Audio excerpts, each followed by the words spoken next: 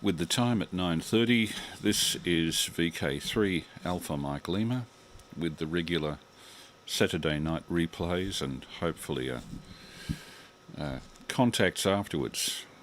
The accent of this weekly event is to hopefully get people thinking. And as you may have heard if you heard me talking to Terry a few moments ago, Terry 3FTJS, I was preparing a video to run tonight of the Awarua Radio Museum. That's the southernmost radio museum in Australasia. It's based 9 kilometres south of Invercargill, on the tip of the southern end of New Zealand, on the location of an old long-wave spark transmitting station called ZLB. And I went there in 2019 with Mike, VK7MJ. We toured the south part of the South Island, Christchurch, Dunedin, Invercargill, Stewart Island. And Invercargill was by far the biggest surprise of the trip. Some background to these Saturday night transmissions. They were started in the early 1970s by the late Tony Sanderson, VK3AML, and hopefully I'll be continuing them. In the interim between Tony and myself, Dave, VK3ASE, took on transmissions from 1980, roundabout, until about 2019, when, seeing the gap on a Saturday night, I decided to fill the gap. And that seems to be successful. Each week we put up YouTube Live, which you can see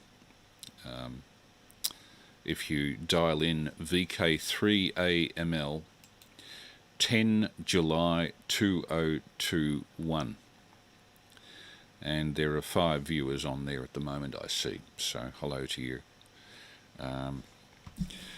Now, the video that we made at the Awarua Radio Museum is something I've been editing for the last 3 days, and literally 2 hours ago my computer crashed and took most of the edit with it. I've scrambled to get back what I can, and hello to Matt Bird on the text box. And unfortunately, virtually no narration has survived, so I'm going to have to voice over the video as I stream it. I don't know whether we'll get that echo effect that we got on a previous week. It's an echo that I can't hear through any monitoring system here because it only appears on the stream, not on any of my audio channels, and it's a product of OBS software taking 2 different inputs and streaming them to internet with a tiny bit of latency to one of the inputs. So that's a totally unexpected distortion produced by internet streaming, and something that you cannot detect from the transmitting end.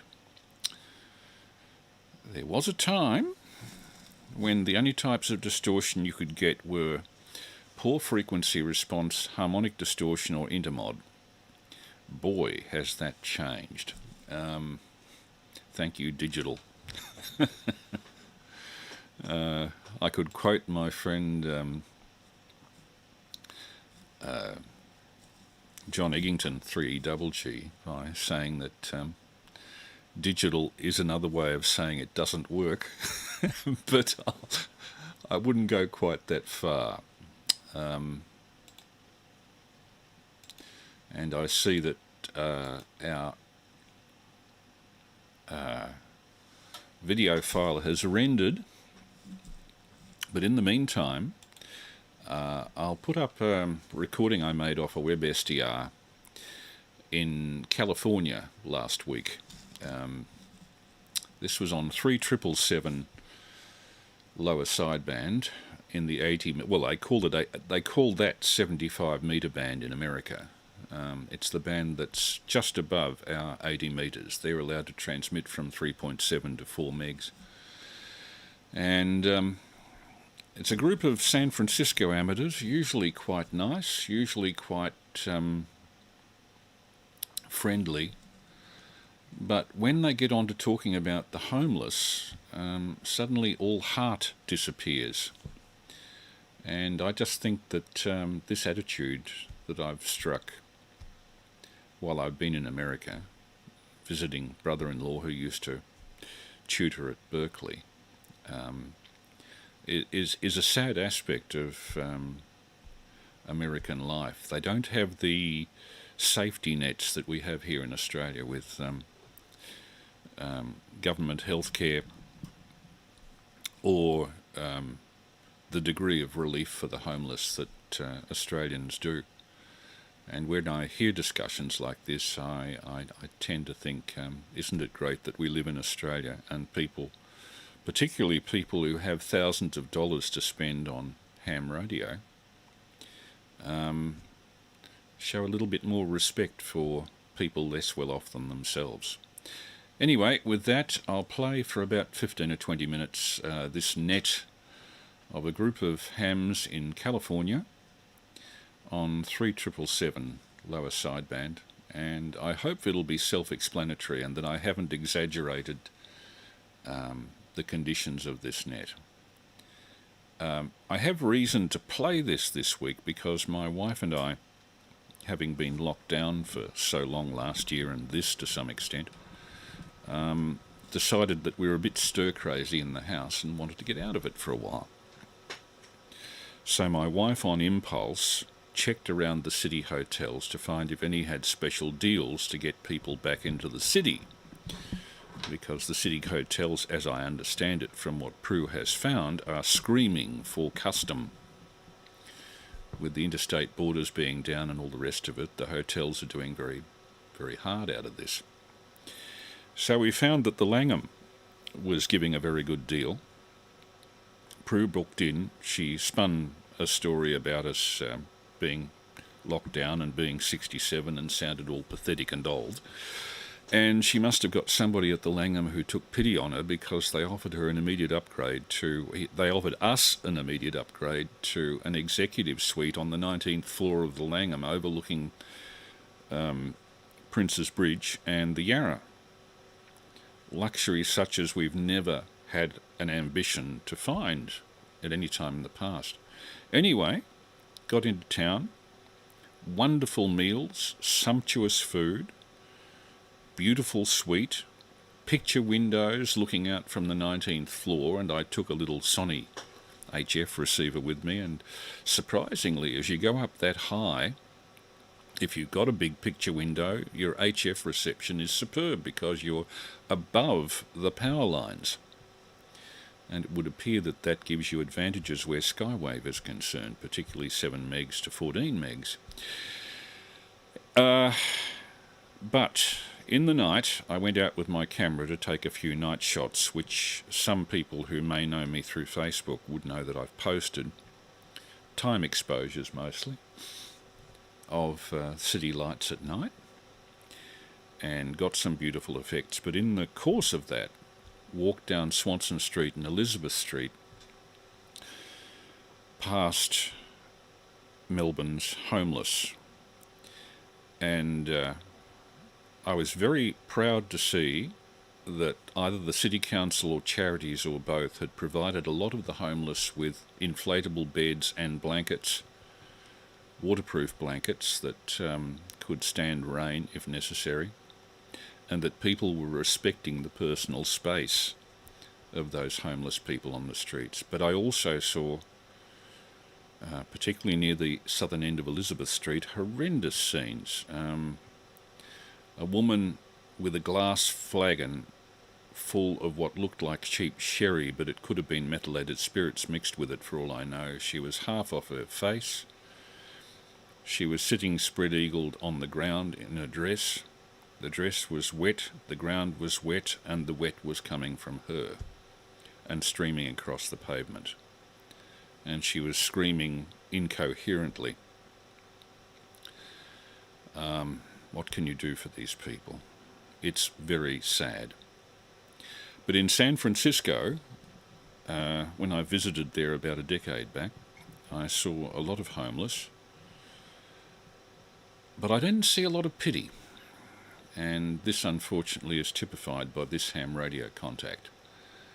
I don't think I have to criticise the contact, really, because you'll see for yourself as I play it, I think, what I'm talking about in the way of an offhand attitude.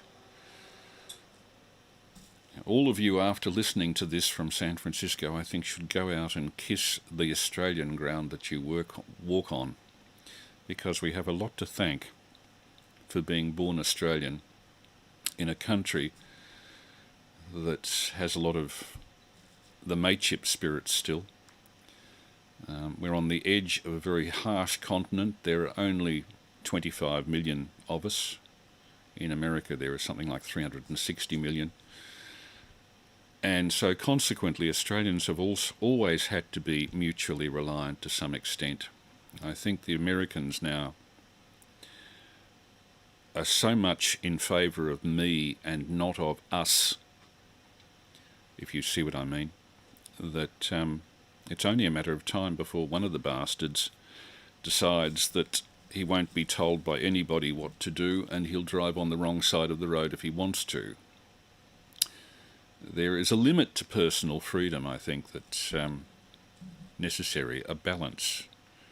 This might make an interesting topic for conversation at the end of this series of replays at 11 p.m. when I throw it open for conversation. Hello to Terry Sims on the replay, and hello to Matt Bird.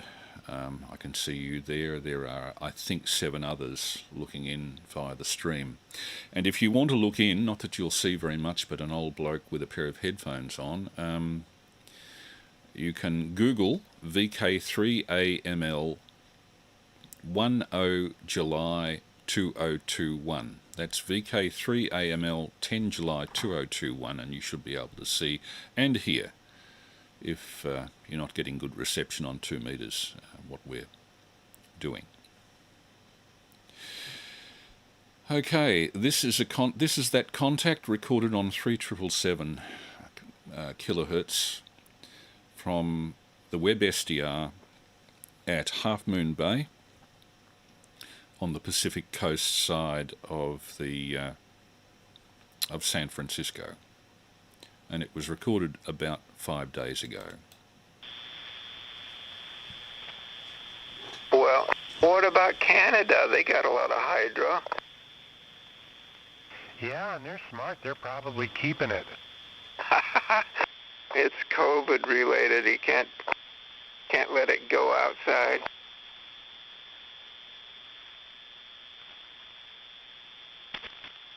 Well, great to hear you, Matt. How are your projects going? Oh, it's good to hear you, too. Projects? Yeah, I don't got any projects. I'm just working on day-to-day maintenance junk. Yeah, there's a lot of that going around, it seems like, at my place. Yeah, more than enough of that here. Well, let's see, do you run into Kerry or CM Steve very often? Well, I'm not on a lot. Probably have bumped into Steve more recently than Carrie. Kerry doesn't seem to get on a whole lot, yeah. And the group down on 60 is poorly attended at times on 3760. Yeah, I have not listened there. Perhaps I should. Well, let's see. I think John was here the other night because I heard the secret squirrel signal.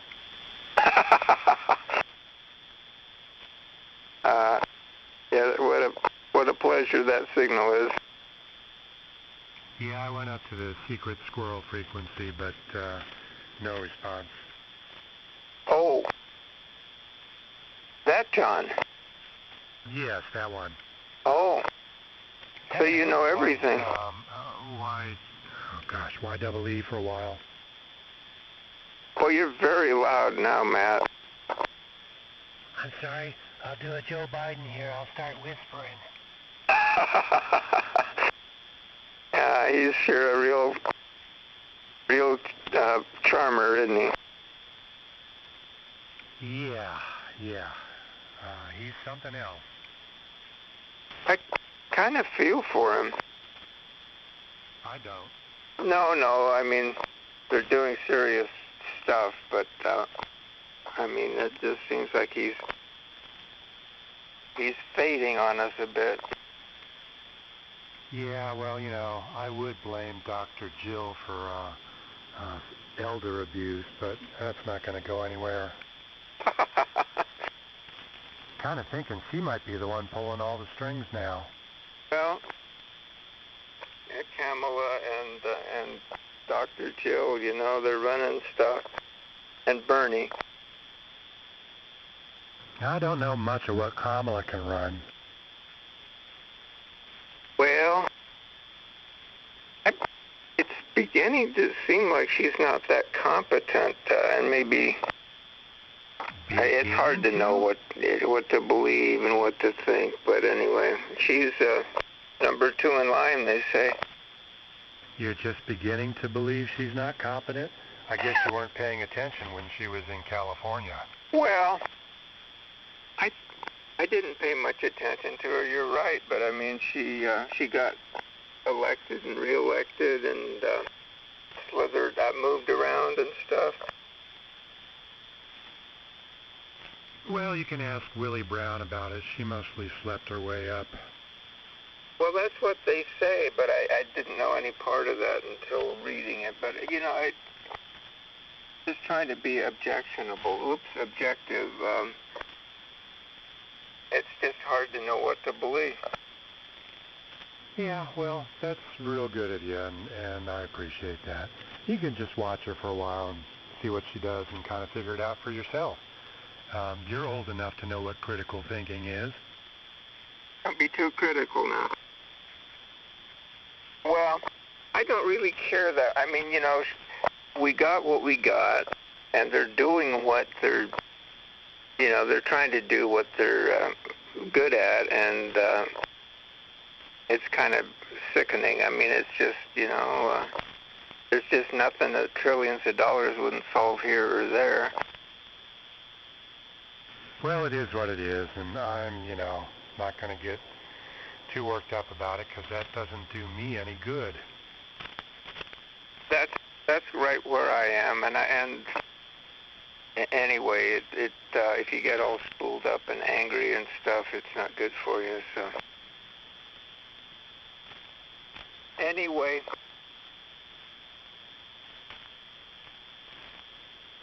I will say this though. She's a real piece of work, and for somebody who was running for president herself and dropped out before even the first primary, it's amazing that she's up there now. It is amazing, but the specification was written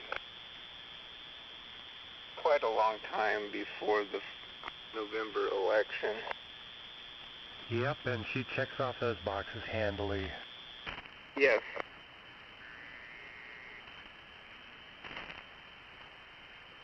When she starts giggling, she's lying. Well, there's Howard.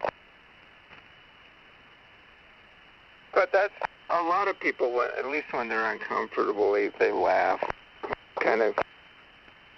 Yeah, but most people don't have that dumbass laugh she's got. Oh, and that little snort. She sounds like a drunk at a college party. Is that Howard in there? Yeah, it's me. Howard, good to talk to you. Long time no see. Yeah, it is. I was asking Greg about you today if he's heard you lately, and he said he hadn't heard you in a few months. Yeah, 60 meters has gotten to be pretty noisy around here.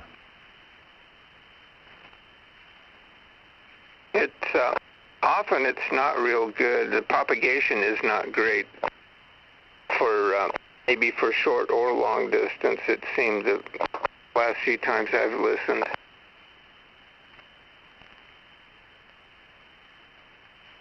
Well, he's sort of given up on all the frequencies that we all go to, and he's just most of the time he's on 60 meters all day long.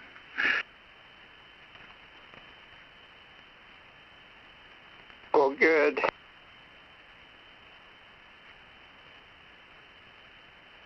Yeah, Howard, we've been kind of busy just doing the usual maintenance around here. Well, are you enjoying your swimming pool? Yeah, I'm getting in there, especially when the weather's this hot.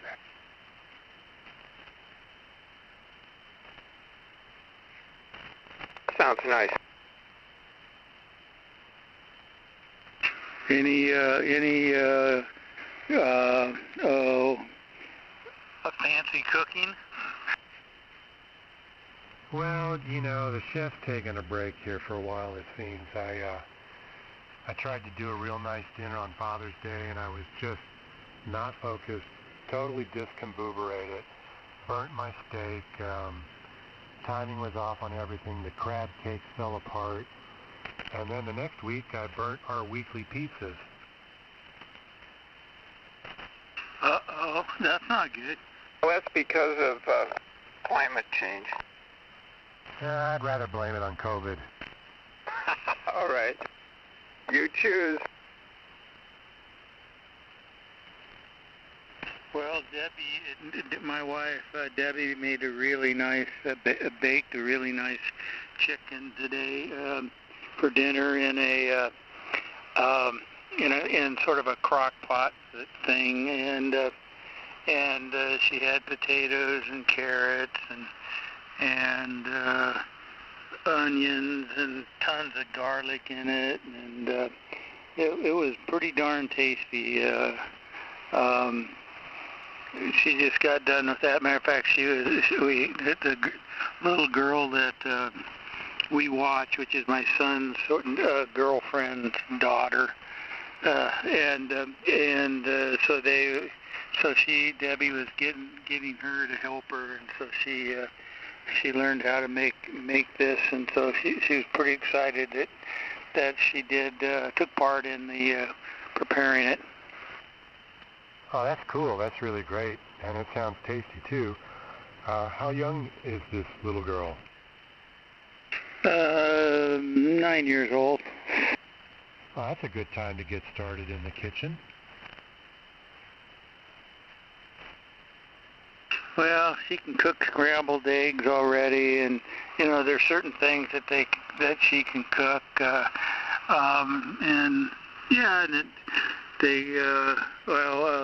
they made banana muffins this morning. Oh, that sounds wonderful. It does. K6IC. I'm more of a blueberry muffin fan myself. N6LQB. KA6IOB. Yeah, I like blueberries better myself.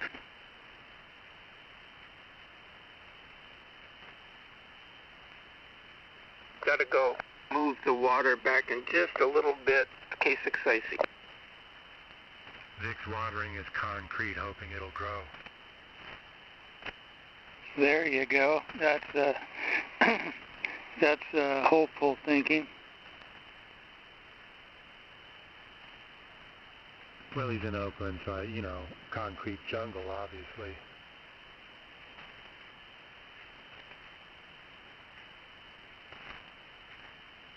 Yeah, I know we can't talk politics, but Harris just every time that gal tries to talk, it's just I'm just of all the people that they could have got. Yeah, I know what you mean. Oh, well.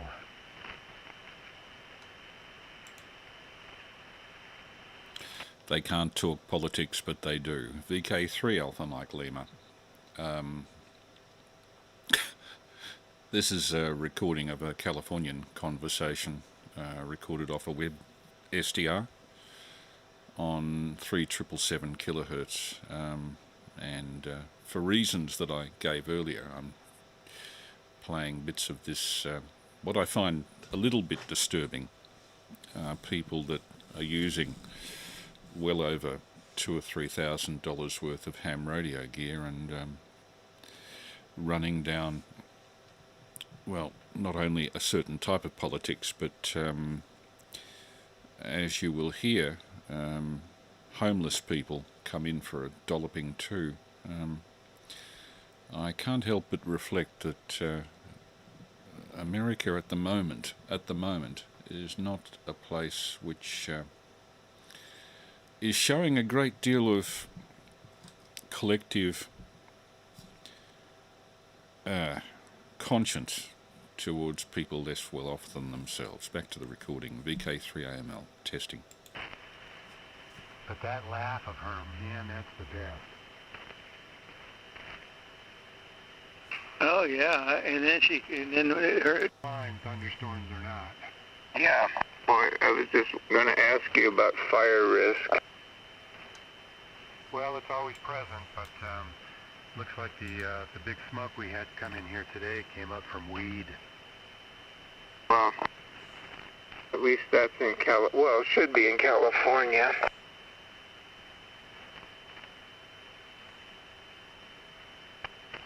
Well, dang. Guess the heat is breaking records. Yeah, it is. They're going nuts in Portland and Seattle, I hear. Sure. Not sure about Ashland or Medford. Yeah, they're breaking some records too, but, you know, anyway, it's too hot to ride in Portland. Oh, no. It just gives those Molotovs a head start. What I might do at this stage is to cut that and to attempt to stream from a media source. Let's see if we can do this. Add media source, add existing. Boy, this is difficult. I push OK and I get no confirmation as to where that OK has gone. Okay.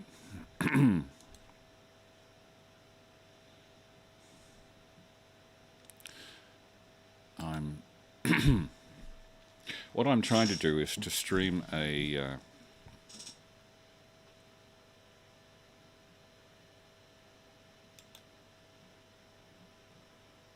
now this might work. Add existing, make source visible, and I left click on it, nothing happens. I right click on it, nothing happens, and I create new, nothing happens. I right click on that, it says delete. I create new, undo, no. I think I'm going to have to stick with audio material this week. Well, in search of something wacky,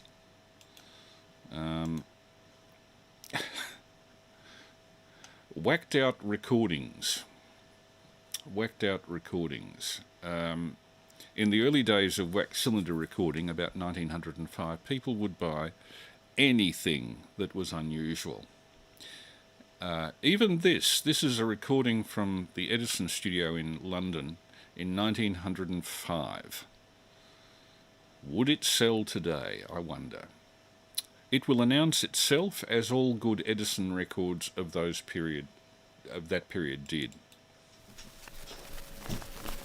Imitation of English Singing Birds by Miss Maud Dewey, Lady Champion Whistler of the World, Edison Records, The Canary.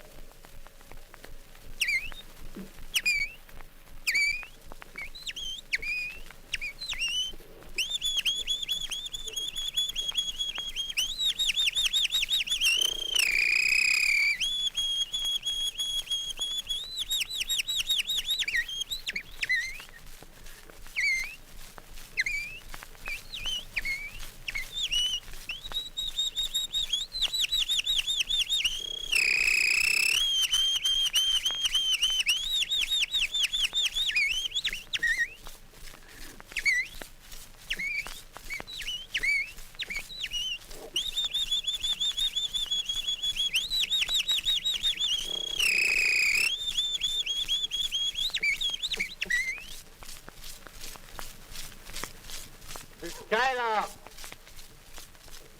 The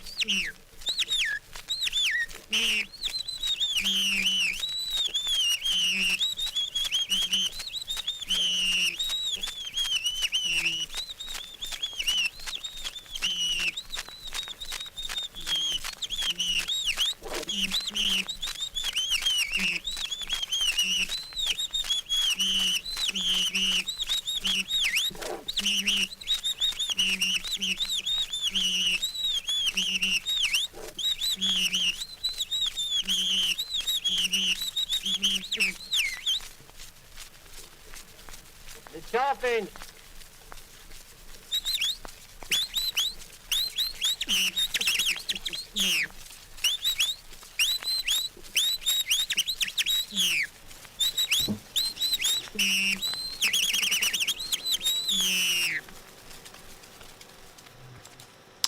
Maud Dewey, who in 1905 was the champion whistler of the world, if that's to be believed, an Edison cylinder record, courtesy of the University of California, Santa Barbara. This is VK3 Alpha Mike Lima with the regular Saturday night cavalcade of mistakes. I'm trying to find a way of streaming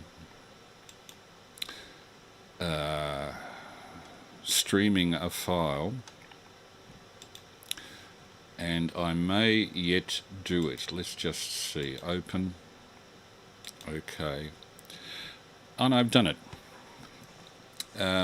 This is our video of one of the best communications radio museums I've ever seen. To start off with, this is a map of the places in Australia where there were long-wave maritime stations in the first part of the century. Awarua, at the bottom end of New Zealand, ZLB, has been now converted into a communications museum by the local Invercargill community. Mike and I found that pamphlet you'd just seen and went down to Invercargill. It's actually, the museum is between Invercargill and Bluff, 9 kilometres south of Invercargill. Down this rather flat road, a very flat road by New Zealand standards, we drove 9 kilometres south of Invercargill to this little sign that says museum on the bus shelter on the right. You turn left and you're going into the property of the old ZLB. That's the equivalent in southern New Zealand of what VIM in Melbourne used to be, the ship-to-shore, originally long-wave radio station. As you drive up the road, you go past 3 German-style residences. Now, these were built for the Telefunken people in 1913, who actually built the station. Rather embarrassing. A New Zealand station being built by the Germans just before the First World War, and they were only narrowly kept from leaving back to Germany when war was declared in 1914. Those are the German cottages. That is the Awarua Radio Museum. A real surprise in that part of the world. Mike and I rung up one of the secretaries of the organisation that runs it, and he took us for a trip through it. ZL4OM, Mike Bailey. Mike and his wife Rachel are very much to the fore in their local community. Mike is the secretary of this communications museum, and Rachel helps to run the local community radio station, Southland Radio. That's the former listening lodge, where all the receiving gear was pre-war, which is now a farmhouse, a bit of a no-go zone for us visitors, but they have, as you can see, a rather good collection of dairy cattle, and it's good dairy country there. Peering through the window prior to Mike's arrival, this is the front desk. There's Mike and his wife Rachel, lovely people, genial, jovial, both of them. And then we got an entry to the place when Mike arrived. hopefully we'll have some audio on this. It sounds like we haven't. Hang on. Runs the place. Okay. I'm Mike ZL4OE. Okay. Now, what's the history of the place? It starts with the Telefunken wireless. Yes, there was the Telefunken 50 kilowatt spark gap transmitter based here. Now developed the system and managed to escape out of southern New Zealand just before the outbreak of World War Okay, it was a German system, embarrassingly installed just before the First World War. Yes. So I imagine it would have been replaced fairly quickly after the First. I don't believe it was replaced swiftly. It worked and such, but it was replaced at some point. Yeah. There was a 400-foot mast here, which was then replaced as well, and the place grew and grew to the point that it was quite monumental with regards to World War II. Okay. So it expanded from its original ship-to-shore wireless telegraph role. Yeah, it expanded into direction finding for U-boats and such that went through the Tasman Sea. Did a lot of work with stations in Sydney and such to direction find those there, and ultimately worked up to the point when it shut down in 1991. Okay. So what's the history of this museum itself? The history, there was a museum that actually started originally here with Lester Price, who was the last manager. Lester's, we have a picture of him up on the wall, sorry, I was pointing out to the museum. And there were bits and pieces there which I believe became part of the National Telecom Museum. Right. That was then re-established afterwards and was around as the Post and Telegraph Society for some time. But it's only, the museum itself here has only been open a couple of 3 years. Okay. And there was a good decade's worth of work in securing the building and the land. Yeah, and you've managed to produce the displays, which no doubt people will be watching while we're talking. Yes. With a series of government grants for which obviously the locals have been fighting for some time. Well, locals I can't guarantee, but everyone that certainly works here has been fighting hard for those. It's mostly funded through that. There is a small admission charge as well to show at least that we can do our own thing, but the maintenance of the place does take quite a bit of funding and the running of things. And you'd be the southernmost radio site in Australasia? Possibly. I think the bottom of Tasmania with that... No, they're 500 miles north of you, effectively. Oh, crikey. So you are well and truly the southernmost, not only radio museum, but radio installation, I suspect, of major size. Interesting. Stewart Island has anything? Minor, just the local infrastructure and RT setups. Right. There is more of a setup a little bit down on Campbell Island. There's the automatic weather station and satellite connections for that. Right. So this station was initially for all of the sub-Antarctic islands and the southern seas. Yeah, but of course, because of skip conditions, it actually held a big role to play in times like World War II. There were people on the battlefield in Europe that could not talk back to their brigade headquarters, that could talk to Ararua, and Ararua could pop the communications back. Okay. Skip communication. Yeah. Okay. So that's why one of the reasons it was so important, and the Home Guard were here protecting the place at that time. Right. Is there a ham radio component of the museum here? There is. The whole thing is set up into 3 sections. One is Ararua as such. Well, it's probably more 4 sections. Ararua, there's an amateur radio component. There's also a telephone and telegram section, and then there's domestic radio as well. So now I take you on a tour of the museum. That's the ham radio station on the left there with the FRG7. They also have some very good displays of vintage teleprint equipment. This is a Creed machine from about 1930. I've very rarely seen one of this age in such good condition. Obviously seen a lot of use. The paper tape recorders are with it there. That's a Morse tape recorder on the right. Morse undulator, I should say. And here's a little bit of film from 1939 of one of those machines in operation, producing punched tape, which is used to actuate the transmitter. Batteries, they have a good supply of different types of battery technology. Leclanche cells from the 1890s through to Burgess batteries for valve receivers. Here's a selection of valve receivers through the generations used at ZLB.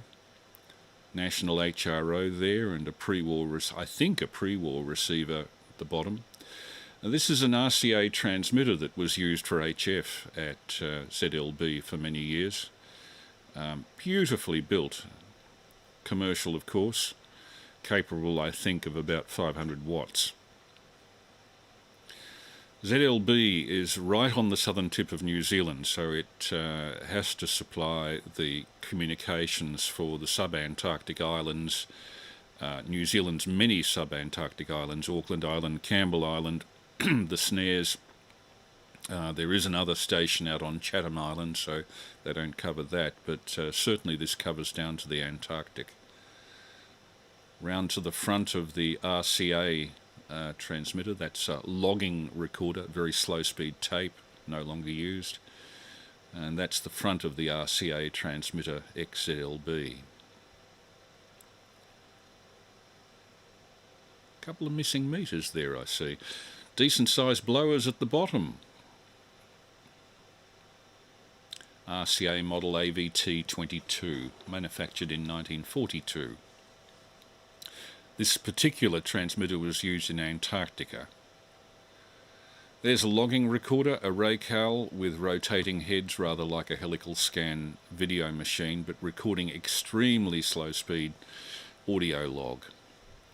Various incarnations of the Ararua mast. The original mast was 400 feet high, and here are some of the insulators used on the mast from day one in 1913.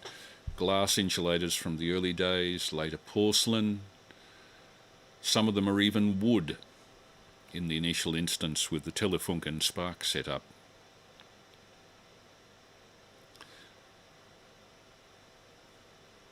If anybody wants to look in on this as I'm narrating this, look up VK3AML 10th July 2021. I'm trying to replace the narration that's missing off this through a computer glitch this afternoon. A layout of the Ararua site. It had several rhombic antennas, one of them pointed at Music Point outside Auckland, communicating with a station up there. Several other rhombics pointed at Australia and elsewhere, for long and short path to Europe, for example. A station board of all the managers. And here's some early Morse equipment, double current Morse key, other station accessories, date stamps and such that are left over from its operating days as a long wave station on 500 kilohertz and below. This is some very early equipment, I suspect 19th century. Morse equipment, Morse recorders with clockwork motors. I must say they have a very nice collection of stuff down there in Invercargill. It's totally unexpected, end of the world. Literally, where you go further south, you drop off the end of the world. Here's a Morse relay of the early type with vernier controls on the contacts so it can be used to amplify the current through a line. Relay. Insulator technology, plenty of that. A very good collection of telephones going back to the late 1880s and beautifully displayed in glass cases, as you will see.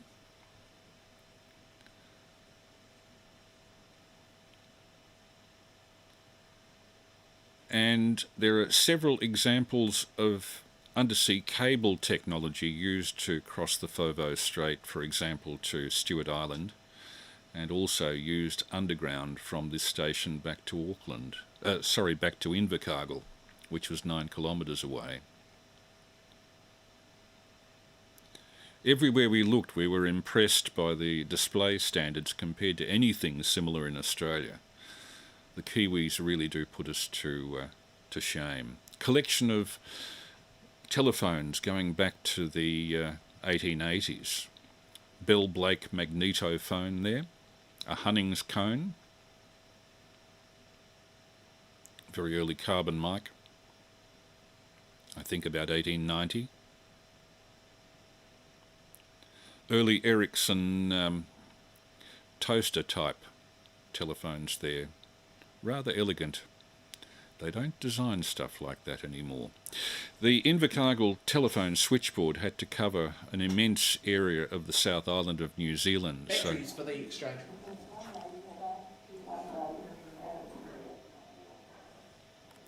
This is a working sounder.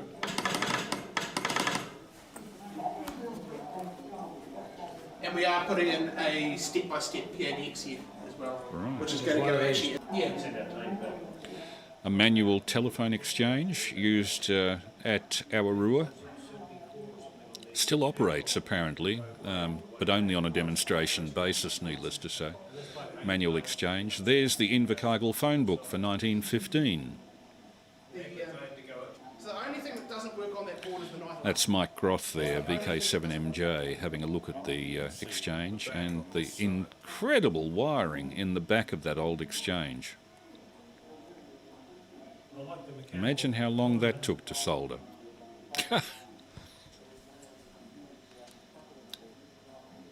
I wondered what this was.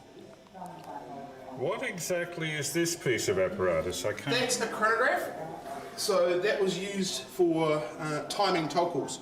Okay. So you'd put in your bit of paper in here, and Yep. there's some of those examples over there.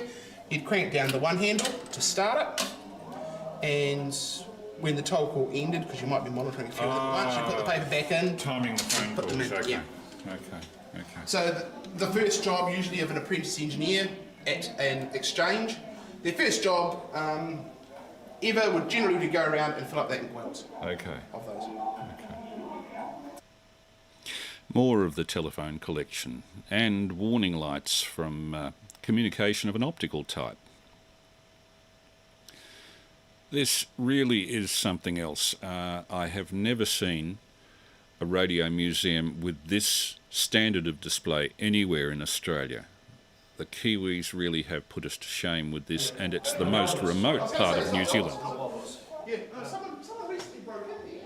They think it might have been one of the team or chorus folks. Someone had heard. Domestic radio receivers. This was back in 1978. Radiola 20, that's a very early moving coil loudspeaker there in the middle, just a loudspeaker. Radiola 20.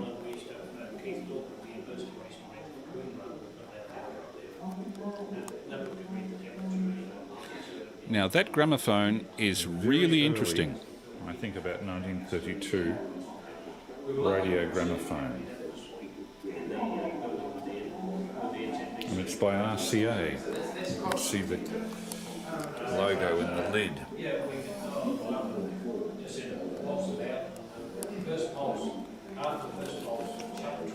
Unless I'm mistaken, that's a Shaw D104 mic sitting down there. And the reason it was sitting down there is that this is not just a playback gramophone. It can actually record on blank aluminium discs. You see there the switch, home recording, record reproduction, radio reception. That was an extraordinary machine, would have been worth a fortune. Domestic display, very well done. Representing a 1930s family. Oh, this would have took, but all the gears sitting there still at the exchange of Bluffett. And a very good collection of radios going back to the mid-20s. Spherovox speaker, Geckophone horn, Neufeld and Kuhnke speaker, and an SG Brown type Q of about 1924-5. Together with lots of different types of radio, mostly TRFs in this area. A Stuart Warner on the right there, I think. Or is it a Gilfillan? I think they were made in Sydney, the Gilfillan Neutrodyne. About 1926 or 7. Or it could be California, I'm not sure. Atwater Kent L chassis minus its original case. Nice collection of horn speakers too. There's Mike 7MJ in the red coat on the left. Mike 7MJ is talking to Mike over there. As you can tell from the racket, they have a lot of these going too. If you know where that is, that's the front half of the old structure. Oh, okay. Sensory building.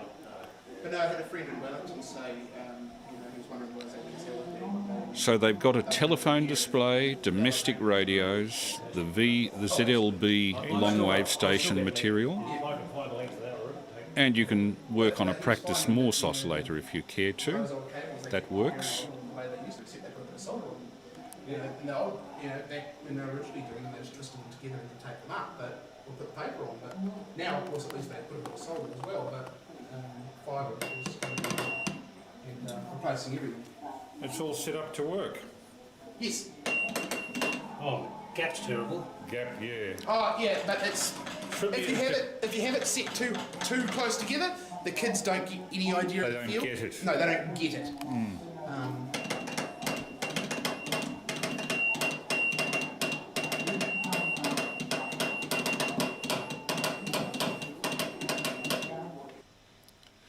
About a 1/4 gap on the Morse key didn't help. Quick history of radio in New Zealand radio broadcasting. 1925, the first private transmitter licence in Invercargill. Rather nice Bakelite horn speaker there. There's an Amplian flower horn. And a selection of Bakelite material below. Bakelite and wood, of course. Very good collection of radios, but we haven't come to the culmination of this place yet, because it holds an incredible secret. And that secret lies in its film component. It has a projection booth taken from a local cinema in the Invercargill area that still has talkie presentation facilities for sound on disc.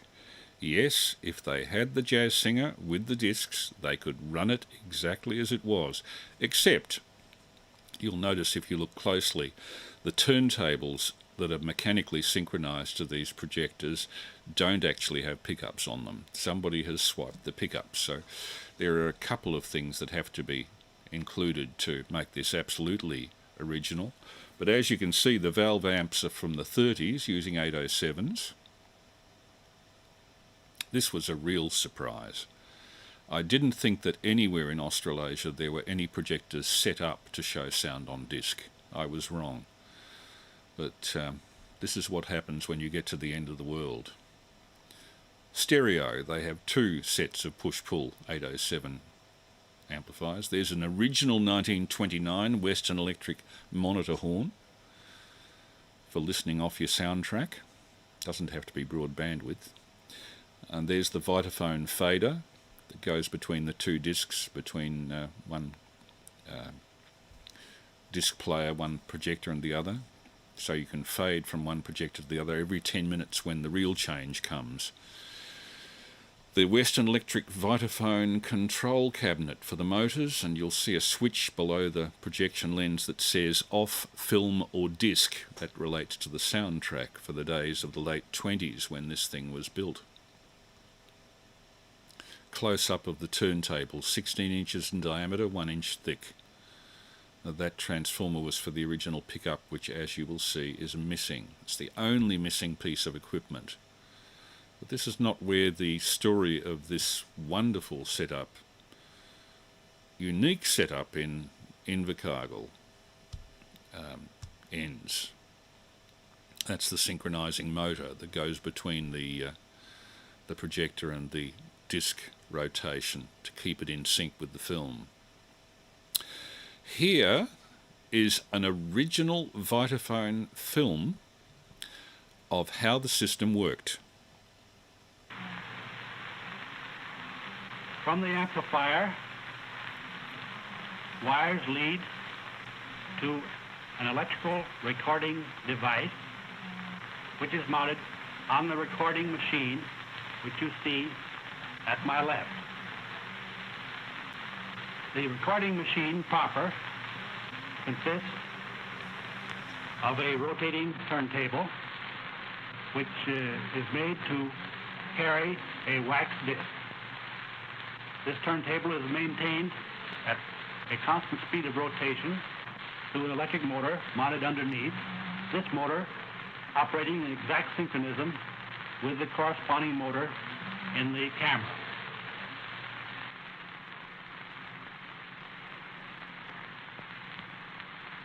This is the form of record that is employed.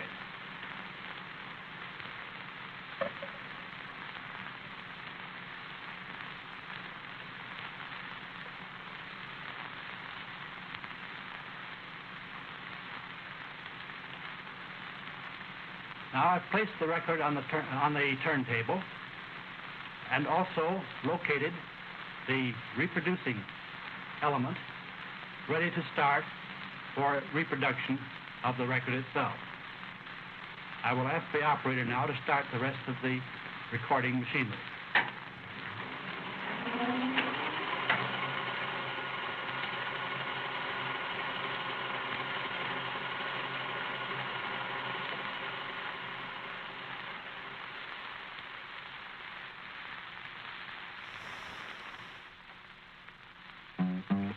I used to be so sentimental, I couldn't bear to be alone. Our meeting was just accidental, but since that day, dear, I just can't help but say, dear, I don't mind being all alone when I'm all alone with you. You're the kind I've tried hard to find. You've made all my dreams come true. In the crowd, I feel mighty proud, but if you don't say I'm lonesome, I don't mind being all alone when I'm all alone with you.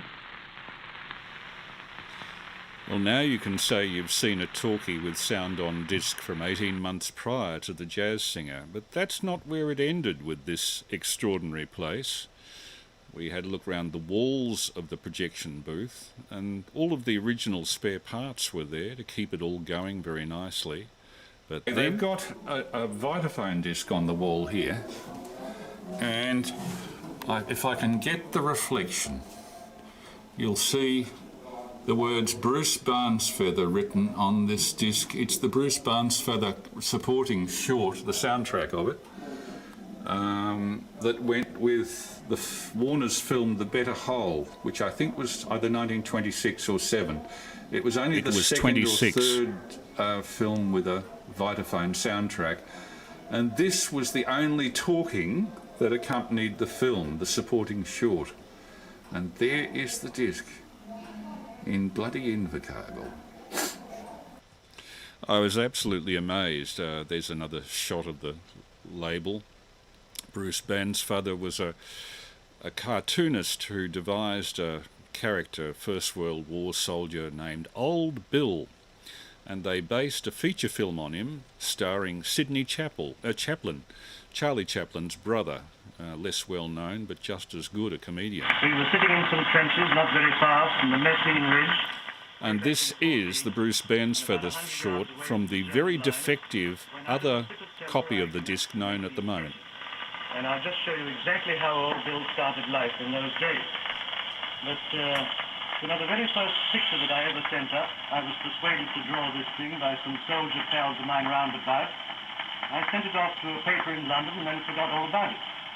I think I had to go to a battle or something just about then, and anyway it interrupted me drawing sketches. And I hate fighting, particularly with strangers, but still, when I got back from this battle, I remember finding a letter there for me and a check from an editor that this drawing of mine had been accepted in London, and he enclosed a very modest check indeed, one for $15.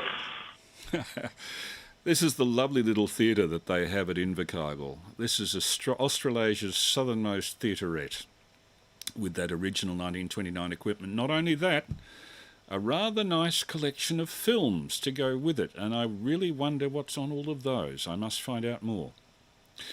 Okay, that's as far as I've got with the edit on the film of the Awarua Radio Museum. Mike and I went there in 2019.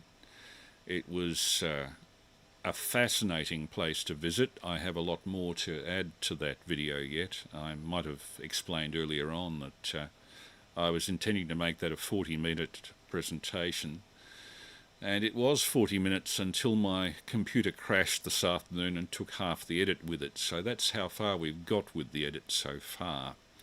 I hope that provides people with some considerable interest. But be aware, the New Zealanders, the Kiwis, are putting us to shame with the quality and the presentation that they're making. And I hope on future weeks to show more of other radio collections that Mike and I toured while in New Zealand. I did one at Ferrymead, associated with the local community radio station. At Ferrymead, one of the suburbs of Christchurch, they have a historical village, rather like Sovereign Hill, with its own tram system and theaterette, and associated with the community radio station, which plays almost exclusively nostalgia music from the 60s and earlier, and is only on the air from Friday night to Sunday night. It's an unusual station from that point of view. I don't think we could get licenses on that basis in Australia. They have a large collection of radios, which at the time Mike and I visited, which was January 2019, they hadn't yet put on display, but they were prepared to let me take a video of them. There is another collection of radios at the Museum of Transport and Technology in Auckland, and I saw that the previous year, I think it was 2017 or 18, we went over to Auckland and had a look at that, and I got that on video as well. So I hope to present that for you the next couple of weeks. In due course, when the Awarua coverage that you've just seen is complete, and it also includes a visit to the residence of the late Art Cushion, who for 40 years did a column for Electronics Australia on shortwave receiving, we'll put that up too. So, be aware there is an excellent radio museum at Awarua between Invercargill and Bluff in the extreme south end of New Zealand, which really is worth a visit. And ZL4OM, Mike Bailey, as I mentioned, is well to the forefront there. Has its own radio station. The only reason they weren't on air while we were there was that their antennas had blown down. And in those latitudes, around about 47 degrees south, you can imagine the winds are pretty fierce and straight off the Antarctic continent without too much interruption. We were lucky, though. We had a weekend where most of the time it was about 26 degrees, but while we were actually in the Awarua Museum, the weather outside, in the New Zealand term, went to custard. It's a unique and very descriptive New Zealand term. And by the time we came out, there was horizontal sleet blowing. But anyway, congratulations to Mike Bailey and his people at Awarua for that excellent work on displays and collection. And being the end of the world in some ways gives them access to material that is not otherwise seen. Films are put out for distribution, initially to City First Run theatres in America, then to City First Run theatres in places like Australia and New Zealand, and finally, right at the end of the line of distribution will be a place like Invercargill, and by the time it gets there, frequently the films are no longer of commercial value to return to sender. So that's where they stay, and Invercargill has an excellent cool climate. that's ideal for preserving nitrate film. This is VK3AML with a regular Saturday night replay, having just done a coverage of the Awarua Radio Museum in Auckland. Now let's set the cat among the pigeons with a debate as to the differences between tube and solid-state audio. And the people on this will introduce themselves. Welcome back, my YouTube friends. It is Sunday night, 11:30 p.m., close to Christmas. We're about a week and a half away. And I was just telling Matthew that I want to have a debate about amplifiers. Tube versus solid state, Matthew. What's your preference? Which one's better and why? Let's talk about that. Let's enrage people in the chat here. Let's get their opinions. Let us discuss. Sounds good to me. I'm sure that whatever we come up with, they'll disagree, and that's fine. Yeah. Okay. Well, I mean, put it this way. Nobody's wrong and nobody's right. It really, at the end of the day, it depends on your preference. But I will tell you this. We do have a slide show we're going to go over. I know there are a lot of people out there that still love tube amplifiers. In fact, if you go to some of the two-channel audio shows, like we went to the Florida Expo back in February over in Clearwater, VAC was like a big sponsor of the show, and virtually every one of their rooms had tube amplifiers. And I have to tell you, I was enamored by how gorgeous they were. The fact that they were locally made in Sarasota, Florida. I wouldn't have even thought about checking them out until I actually got into the room and saw how beautiful they were. And this is big buck stuff. I mean, this stuff's not cheap. But on the speaker systems that they were playing, I mean, everything sounded great. And I know that tubes kind of have a stigma for having higher noise, higher distortion. I didn't find anything unpleasant other than the price of what they were asking for these products. Well, handmade, you know, in the United States, most of these products are either point-to-point or probably low production circuit boards. Tubes are not as prevalent as they used to be, and they cost a whole lot more than transistors. So you add all that up, add a pretty case, it gets expensive quick. Yeah. So, you know, before we get into this YouTube discussion, here's what my thoughts are on tube versus solid state. The advantages of solid state, there's really a lot of advantages. Number one, they are more reliable. There's nobody that can argue that a solid state amplifier will last longer generally than a tube amp. Because tubes you have to replace quite often, whereas solid state you really don't. The only thing you have to do with a solid state amp over time maybe is recap the power supply after 2 decades, because they're electrolytic caps. And you have the same kind of problem anyways with either amplifier, to be honest. Exactly. Yeah, electrolytic caps age. That's just an issue with that. It's just, yeah. So, you know, the reliability is better generally on solid state amplifiers. They're generally more efficient. They're generally more compact. They have more ability to give you power for its size ratio. And we'll talk more about the distortion profiles and everything else. I'm going to basically pull up your slide presentation. So the one thing I would say I do like about tubes is you have the ability to kind of transform your sound a little bit more with a tube amplifier. And if people like to use equipment as a tone control, that's your cup of tea. I'll just leave that out there. We'll talk about that more as we go through the slides. Do you see my screen right now? I do, yeah. If you can go ahead and start the show so it's actually the full screen on the slide, that would be. Yes, I know. I have to. Where is that? Okay. I think you goofed something up. Can you undo what you did? Okay. Let me reopen this. Okay. Hold on. I'll stop the screen share. Sorry, guys. I'm like dumb with PowerPoint. It's been years since I've really been using this. I should probably just start doing the slides for you. That would be a good idea, but I'm going to reopen it. So tell me what your thoughts are. Before you even did the research that I asked you to, did you find anything different than what you thought originally?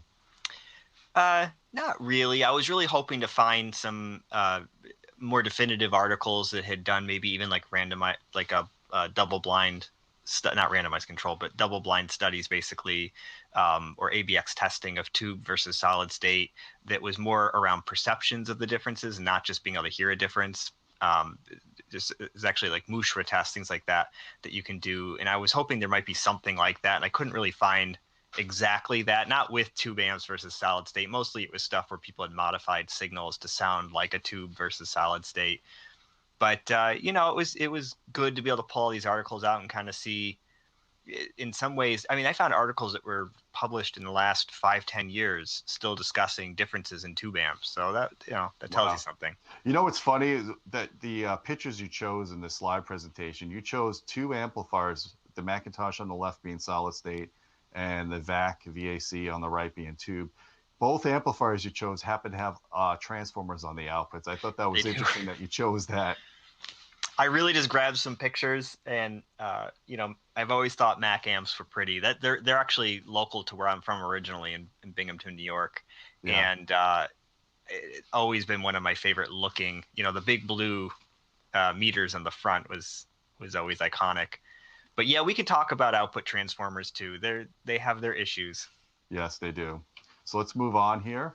Tubes sound different from solid state. I don't think anybody would argue that.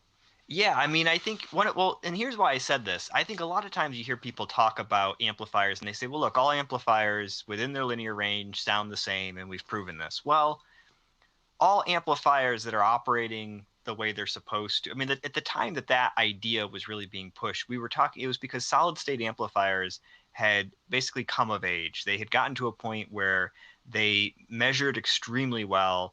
They sounded good, and they had started to achieve that straight wire with gain concept that was being pushed.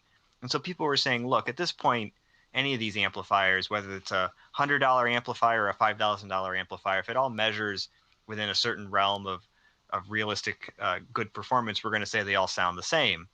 And that's not absolutely true. There are things that you can hear that can be different, and tubes basically have so much distortion that to try to argue that a tube amplifier sounds the same as a solid state amplifier is not really true. And the other thing is that tube amplifiers, for a lot of reasons, with the output transformer being one of them, are highly reactive. So the frequency response changes.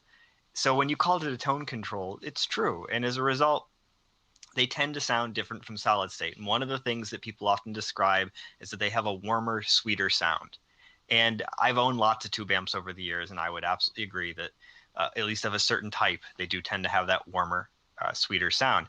Solid state is often said to sound more detailed. And the term detail is, you got to kind of define what that really means in technical terms. But again, there's reasons to believe that would be true. Tubes often are thought of as vintage. I mean, they're old, and there is definitely some nostalgia out there. The whole reason I got into tube amps was I wanted to learn how amplifiers worked. So a friend of my parents, when I was a kid, had said that I should buy a tube amp, an old one, and fix it up. So he had specifically recommended the old, I think it was the Dynaco, it was a ST70. And he said, buy one of these. They were kits back in like maybe the 70s. And he said, rebuild it. So I did that to learn how those amps worked. I later rebuilt an Audio Research. It was a D70S. And built some single-ended triode amps and all that. And it was good to kind of get a basic sense, because tube amplifier circuit designs are actually very basic. So if you want to understand how an amplifier works, it's not a bad place to start. Solid state is current technology. It's the future. We're not going to come back into tubes again at some point. We're basically going to keep progressing with where we're at. And there's good reasons for that. But there is huge debate over which one sounds better. And you know what's funny when you're talking about how you're learning about amplifiers by building or rebuilding a tube amp? Yeah. I went through basically 5 or 6 years of engineering school and never learned a thing about a tube because they don't teach tubes. And I graduated college. I graduated in 96, I think 96, 97, something like that. And yeah, tubes were not even taught in my generation when I went to engineering school. So just to let you guys know about that. Yeah, and I think that I originally wanted to go into engineering. So my first year of school, I also did electrical engineering, and we didn't do anything with tubes either. I mean, those were long dead by then.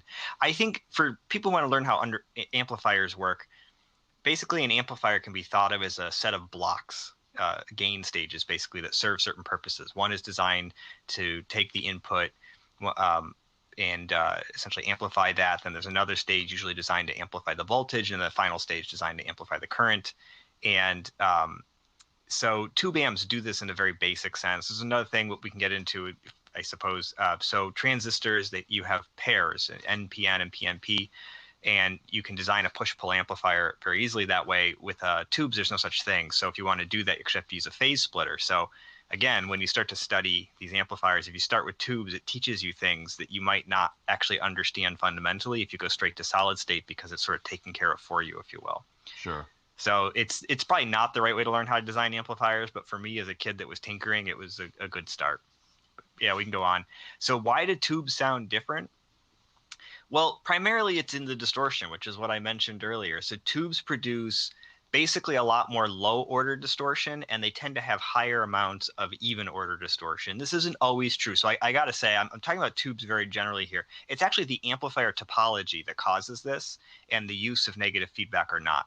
Tubes in and of themselves can be utilized in a linear fashion with less negative feedback than can solid state devices. So tube amps were traditionally and have continued to be designed often with low or no global feedback in the design, and often not a lot of local feedback. So just to interrupt you there, if they're not using much feedback, the bandwidth must be pretty limited compared to a solid state. Yes. So the bandwidth typically was more limited, and the distortion rise looks different. I mean, and it's not ideal either. But over time, tube amp designs came out that actually did include feedback, and they moved from what originally were single-ended triode designs, which were a Class A approach. Then they started moving into various forms of like push-pull designs, which is what pretty much all solid-state amplifiers are.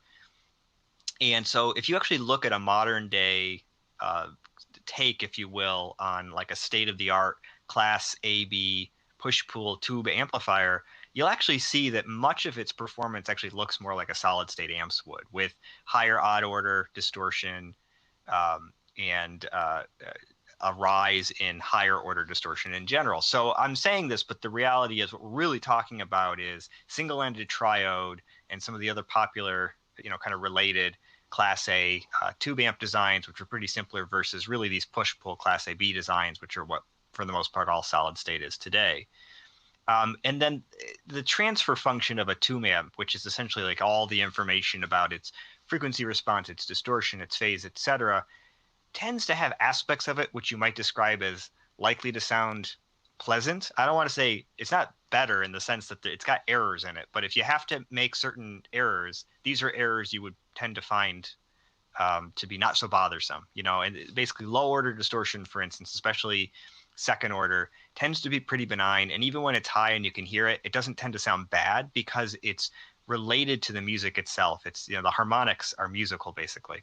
So maybe that's why in sound production, maybe that's why guitarists and such prefer tube amps over the solid state amps. Yeah, I mean, I play guitar. I'm pretty into tube amps for guitar. I think there's a little more to it than that. I mean, it is, yes, the distortion, but you referred to it earlier as like a tone control. I mean, the stuff that I do with my tube guitar amps there's nothing pure about the sound at all. It's highly distorted. Yeah.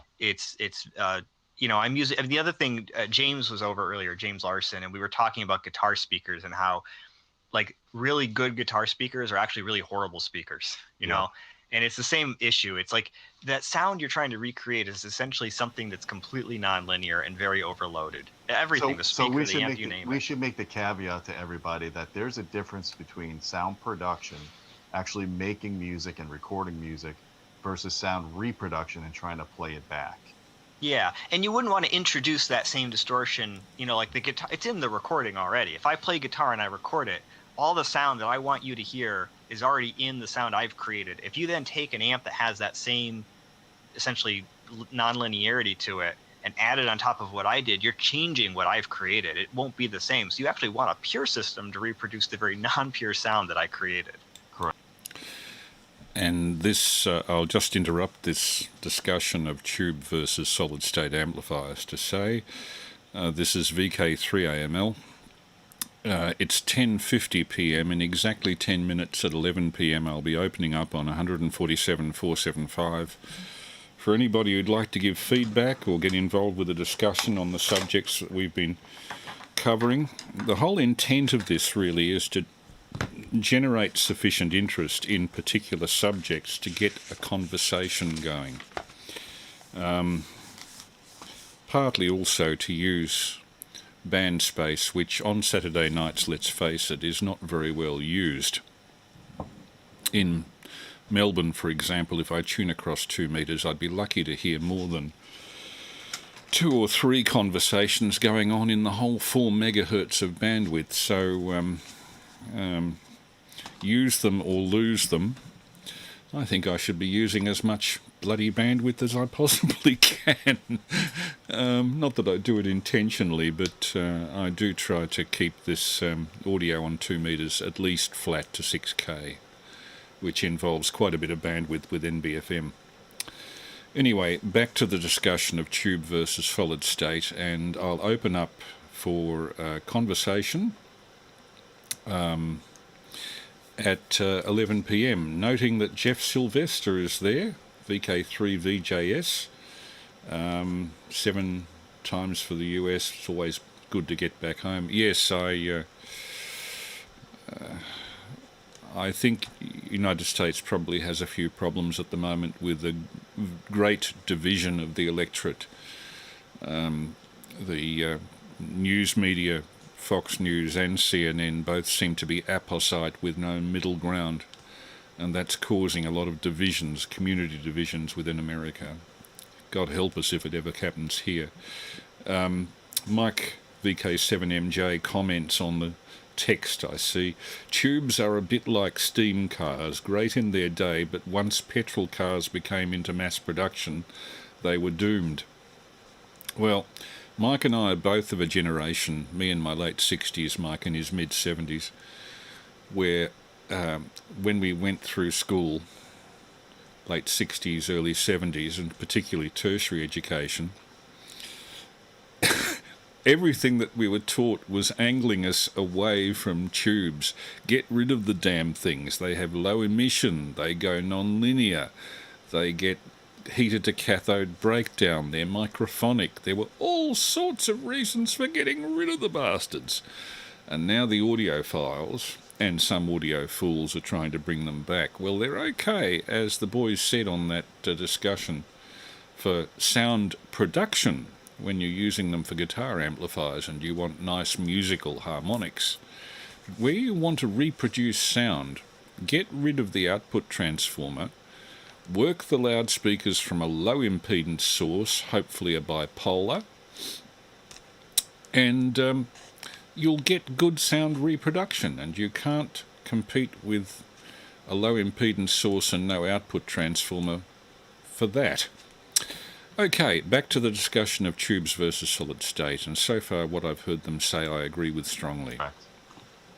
So do tubes sound better than solid state? So if you take that idea that, as I said, the distortion tends to be more pleasant, and it tends to be more, like I said, the low even order. Solid state, potentially has more higher order distortion, more of the stuff that tends to be unpleasant. Wouldn't that imply that tubes are better? Well, it's not that simple, and it's really not the correct way to look at this. So there's very little research, unfortunately, that's been done to really study the issues between tube and solid state. I suppose it's not so too bad, because what they would find, I think what they would find is that solid state amps basically can be made to perform significantly better. Now, there has been some blinded research that's looked at people looking at tube amps in solid state, and occasionally some of those studies have found that people prefer the sound of the tube amp, which is not the same as saying it's better. And it's not the same as saying that it's pure. It just means that when they were asked which one they liked the sound of better, sometimes there was a significant difference in suggesting they liked the sound of the tube amp better. And I would argue it's probably because, again, if you're going to add errors, better to add errors that sound pleasant than add errors that sound unpleasant. But solid state amps, when designed properly, really do appear to be technically better. The distortion profile of tube amplifiers, like I said, has aspects of it that might sound better. But for the most part, we've gotten to a point with solid state amps where we can make them so that the distortion profile is not even a consideration, because it's so low, it's not audible. And we'll talk about that later. Yep. All right. So one of the things to keep in mind is we really, I think as an industry and many of us as consumers, get distortion wrong. So the picture that you see back there, you can see essentially it was two correlations that were done on distortion. we talk about THD, total harmonic distortion, and we talk about the audibility of total harmonic distortion. We often make claims that are a little bit misleading. So there's actually been probably at this point, I'd say at least a half dozen studies that have been done to look at the correlation between common distortion metrics like THD and IMD, so total harmonic distortion and intermodulation distortion, and how people perceive that as, in terms of sound quality. Well, what you can see in this graphic is that there is absolutely no correlation between THD and people's perceived sound quality. So basically, the argument that there's some threshold, for instance, of THD at which it sounds bad or like you can't hear it anymore isn't really accurate. There is a point, there has to be a point where THD would be so low you couldn't hear it anymore. But the issue is that it's not about the number of THD, which is a composite, but actually the makeup of that composite that matters. And so one of the problems is that the lower the order of distortion is, the more likely it is to be masked. And even order distortion, which tends to be more musical sounding, also is more pleasant. So then what that means is that when you want to create a composite score of distortion and correlate it with people's perceptions of the sound quality, you need to weight higher order distortion as worse, and you also need to weight odd order distortion as worse. And higher order is much worse than odd. Like a third harmonic, for instance, is not as good as a second harmonic, but let's just say for the sake of argument, a sixth harmonic is still much worse than a third harmonic, right? So it's important that higher order stuff is weighted pretty heavily. So people have created metrics for doing that. And in the PTHD that you see in the right of that image, you can see a very high correlation. It was actually over 0.9 in that particular study. So what that tells us is that this obsession with THD really doesn't tell us a lot about amplifier performance. And one of the reasons why probably people think tube amplifiers sound better is that if you use a metric like PTHD, what you would find is that while the distortion is higher in tube amps, it's often of a kind that's more benign than what you would see in solid state amps. Accepting that solid state amps can be, again, with distortion so low that it's not even a concern. So a question for you, and I don't know if you can answer this or not, but it's something to think about. If you've got a tube amp, like you said, that has low even order harmonics and low the higher order harmonics are pretty low. But then if you get a solid state amp that has, let's say, a lot of odd order harmonics and the upper harmonics are high, or you can see them on a scope, but generally the THD levels or the spikes that you see on the FFT are lower on the solid state amp than they are on the tube amp. Let's not also forget that a solid state amp probably has a lower noise floor than the tube amp, so you can see those harmonics better. Would the end user still prefer the tube amp, or would the tube amp still be more desirable despite the fact that the distortion profile looks better, but all the distortion components of the solid state are lower than the tube amp? Well, and I think the answer to that would be it would just depend on how high those higher order distortion harmonics actually are in terms of amplitude and in frequency. If we're talking about something like it's got very high odd order, higher odd order, let's say distortions, and we're looking at everything above 10 kilohertz, well, all those harmonics are inaudible because they're well outside the spectrum, right? Or the other thing, which I pointed out here, if the harmonics are higher there than other harmonics, but we're talking about them still being below, let's say, minus 100 decibels, they're not going to probably be audible either, because even if you were listening at 100 decibels, it means those harmonics are falling at or below 0 decibels. Which is that's the hearing threshold of humans that under pure conditions, that would be the best you'd be able to achieve typically. So it would depend. If in those two scenarios, the tube amplifier, let's say, still had a THD level of, we'll just say 0.1%, and it was predominantly second order distortion, but the solid state amplifier had a distortion level of, 0.01%, but it was predominantly fifth order and above that was driving that number up, that amp probably would sound worse than the tube amp. But if you're talking about a solid state amplifier that has a distortion level of 0.001%, well, at that point, we're talking about distortion levels being so low, it's very unlikely any of it's going to be audible, right? Right, yep. And that was a discussion by two audio engineers in USA of solid state versus tube or valve amplifiers. If you're using them for guitar amps producing sound and you want musical type of distortion, maybe. If you want a valve amplifier for sound reproduction, you are fooling yourself. And this is VK3AML with the regular Saturday night transmission, established by Tony Sanderson, my predecessor with my call back about 1972, continued by Dave, VK3ASE, nobly from 1980 through to 2019. And now I seem to be the dumb bunny who's taken on the job. VK3 Alpha Mike Lima, I'll be calling in about 30 seconds for anybody who'd like to chat.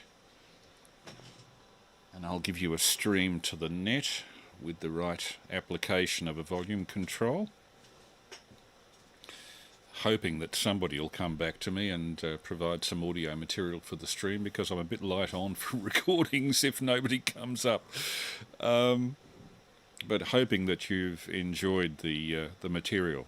First of all, the replay of the SDR from California. Then the video coverage, unfortunately incomplete as a result of a very bad computer glitch that occurred this afternoon and dumped my Sony Vegas program for reasons best known to itself, so that I had to do the narration as ad-lib on the spot, mixing it with the location sound. Always problematic. But that was on the Ararua Radio Museum, which Mike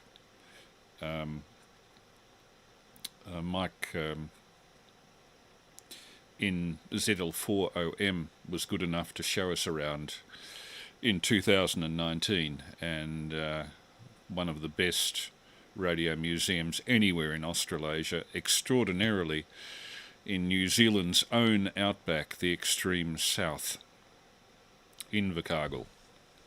Invercargill is a very surprising place, don't you worry about that. It's got 3 of the best motor museums that I've ever seen, that I visited with Mike 7MJ, and we took lots of video. And I'll present that at some stage in the next few weeks. For those of you who are into motorbikes or into historical vehicles, going back to 3-wheeled vehicles from the late 1890s, you should find something of interest there as well. So, about to listen on 147.475. This is VK3AML calling CQ. Is anyone around? VK3ACZ. VK3 Echo Charlie Golf. Good evening, Chris. I've got VK3ECG and VK3ACZ, Peter and Dave. Do we have any other breakers on 2 meters? VK3 Alpha Mike Lima, listening.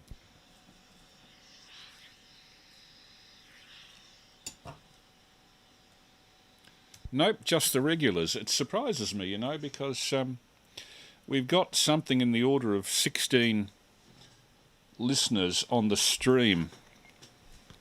We've had between 12 and 16 for most of the night. And I don't know whether that means everybody who could come back to me is now watching on the stream rather than being on 2 meters, which might be a problem. I may actually experiment with Zoom to see if I can stream that.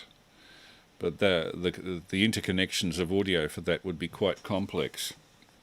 Anyway, Peter, VK3ACZ, last saw you at Sherbrooke Radio Club last Monday, and quite enjoyed that. Although I think really needs a syllabus item for the concentration of effort on one particular subject. The videos that were screened were of interest, at least to me. I noticed that a couple of young people came in during the screening and they seemed to pull out their mobile phones and be working on those. So I don't think there are some people brought along to those meetings, I think, who probably should be screened before they come for their own sake.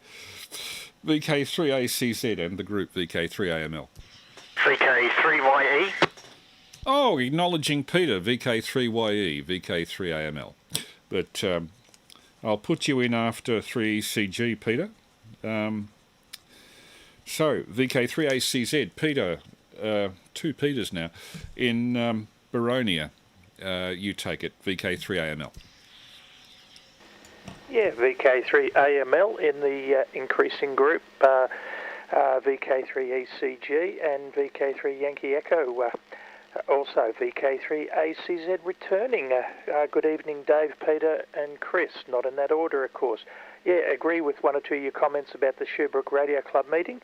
I'm sure that your wife was impressed when you arrived home with that bottle of Plonk. That was a gift from one of the new visitors. Hi. Okay, on to the subject material first. The homeless discussion. I was nodding my head right the way through what you said about the States, and that was my perception entirely.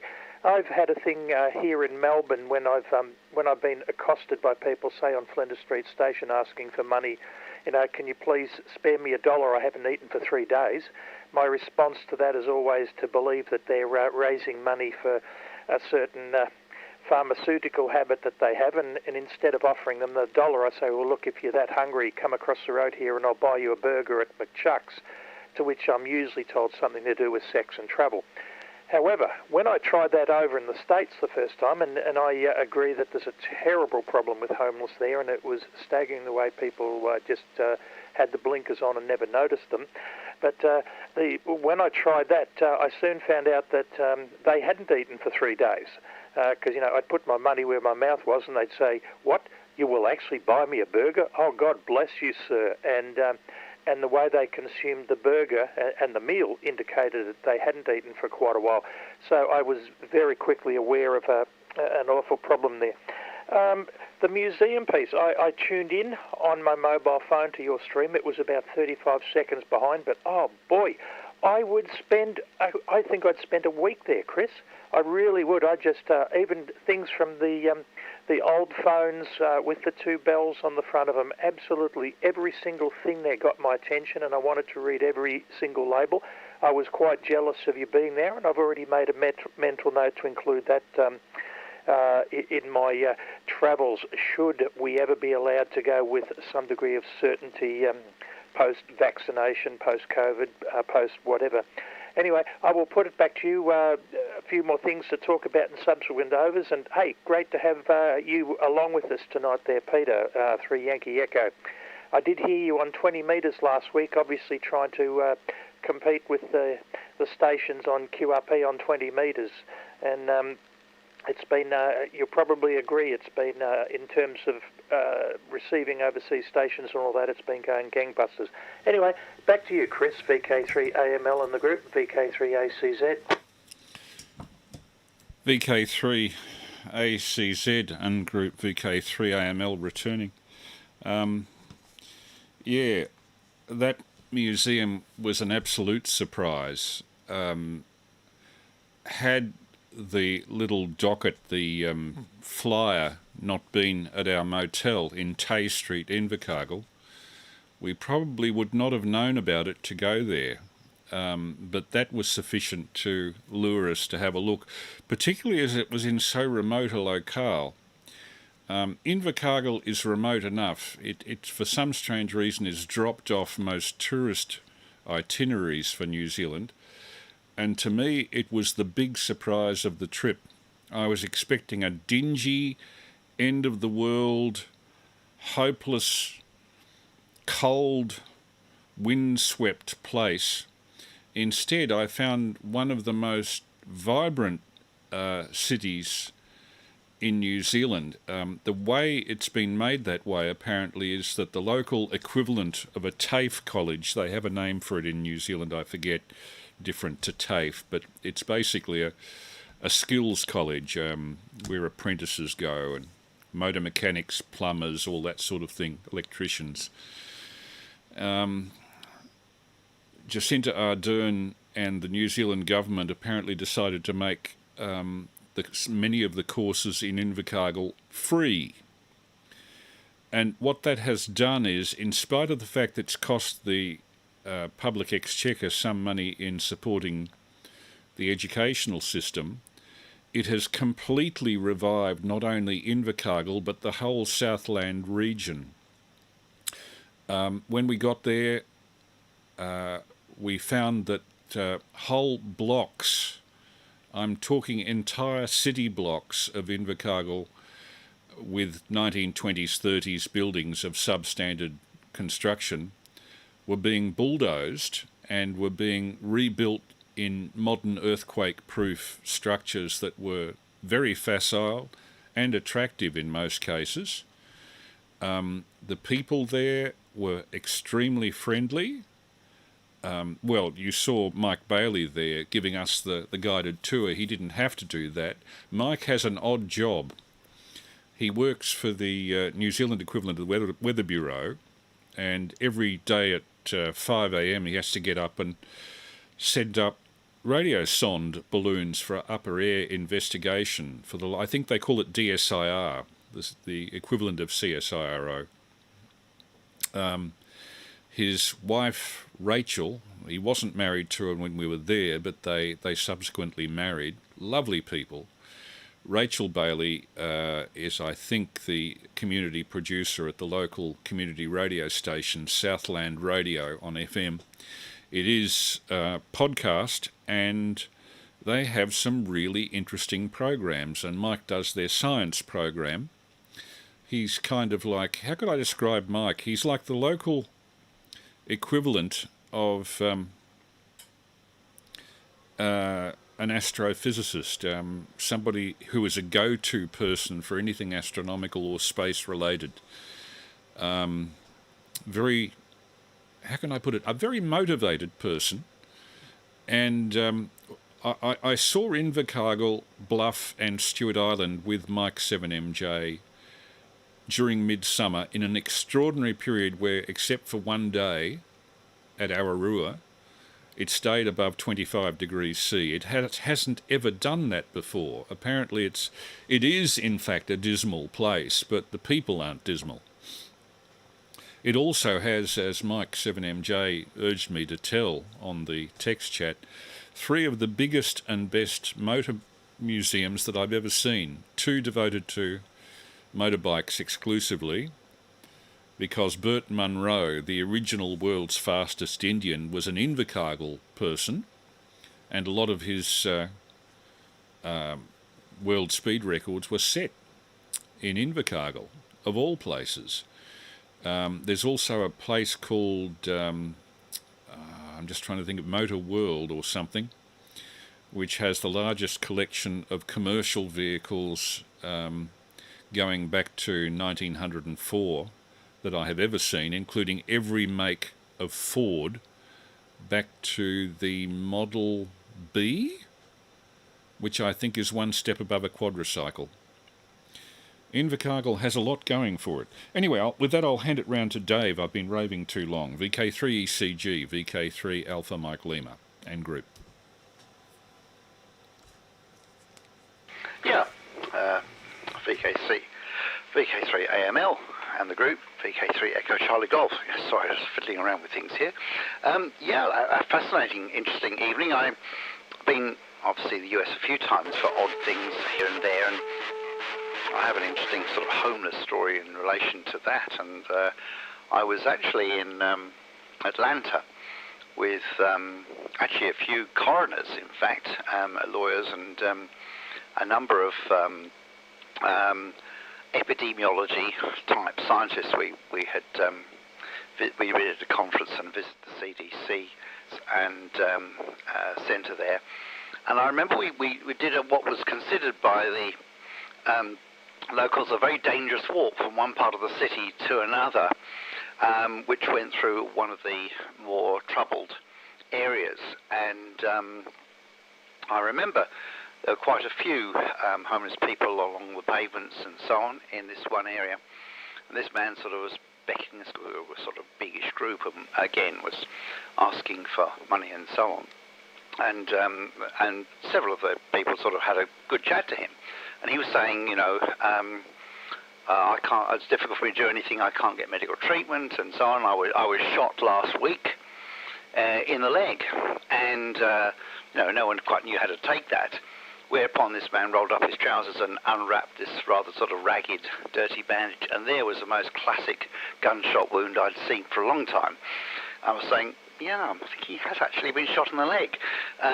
But, you know, there was clearly no effective medical treatment there, and it was quite extraordinary. We couldn't sort of imagine, I think, anything like that happening in Australia in that way without, you know, that sort of failure of sort of medical attention. And, you know, obviously not everyone wants to seek attention in those sort of ways, but clearly this person was suffering, and it was very difficult to know what to do next.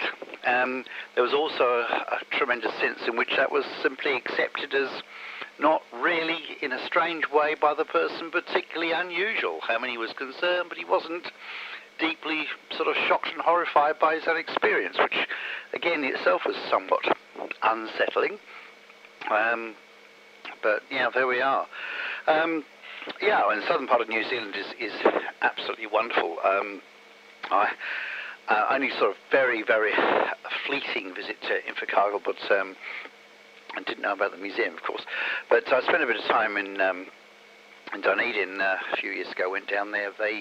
At the University of Otago, they run a summer school program, which basically means that during the long summer vacation, they run summer school courses for the undergraduates so they can get some extra points towards their degree. And these are small, often sort of slightly extracurricular courses, although they're still mainstream. And one of them was a sort of a forensic course where, but it could be anyone taking it from a whole variety of different disciplines, and they usually get an outside person to come down and give sort of half a dozen lectures, as well as the main part of the course, and I got invited to do that. And that was absolutely great fun. So I did a public talk, and then I did a series of lectures there. While I was in Dunedin, it just bucketed with rain in the middle of January. This was at the height of summer, absolutely drenched every day. But fortunately, the week before, when I arrived a week early, and I toured a bit of the South Island and went to a few of the nice Pinot wineries and things like that, and the weather was gorgeous. So in fact, it worked out very nicely in many respects. Very pleasant indeed. Anyway, back to you, Peter. VK3AML and the group, VK3 Echo Charlie Golf.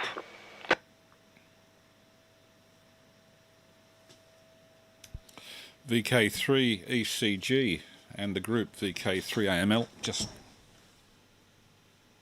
checking my own monitoring on 2 meters. It sounds okay. There's a peculiar whistle. You can probably hear it behind me. I think it's coming from my heater. I'll just switch the heater off.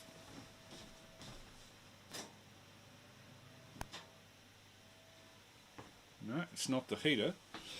Oh, we've got a mysterious audio whistle. Can't trace it. Maybe it's outside. Yeah, Dunedin, very beautiful place. Mike and I saw it in very good weather. We visited the local branch of the NZART, the equivalent of, well, it's the local radio club in South Dunedin, and welcomed with open arms. There was a talk on power distribution by the local hydro power guy, talking about, I was wondering why so few people in Dunedin had solar plants, because they do get a reasonable amount of solar insolation there. And the reason was that solar panels in that part of the world are competing against cheap hydro. They have lots of hydro power in the South Island. Lots of lakes that are high up with water that runs down pipes at high speed. So, and not too much population to use the power. So it was an interesting talk from that point of view. We later got invited to the homes of two amateurs, ZL4RMH and ZL4LV. ZL4LV is a guy in his late 80s who was the chief technical officer for the New Zealand Broadcasting Corporation television station in Dunedin, which had studios in the city and the transmitters up on, I'll just think of the name, Mount Cargill, Cargill, on the north side of Dunedin. Went up there to have a look, actually. Very nice view from there. Where is that 1 kilohertz tone coming from? Maybe coming off the air, I'm not sure. And the University of Otago was where Mike 7MJ did his PhD. He did his PhD in radio astronomy, investigating the radio emissions of the planet Jupiter, which has the largest magnetic field of any planet in the solar system, which tends to generate whistlers, they call them, and they're detectable on Earth at about 21 megahertz if you have an antenna big enough and a site that's low enough in noise, which Mike arranged at a place called Swampy Summit outside Dunedin. Homeless in Atlanta. Yeah, I have spoken to people on internet who tell me that they've lost a parent through being shot down or gunned down as collateral during shootouts here and there, and the Americans seem to accept it as a matter of course, as if it's equivalent to a disease that you just happen to catch by chance, and they're prepared.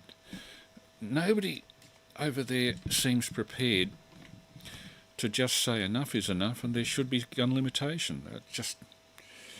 The psychology just evades me. I suppose it does anybody in a place like Australia where we've seen situations like Port Arthur where 30 people get gunned down in one afternoon and then the government does something about it because the people want to have something done about it. Whether it's effective or not is another question.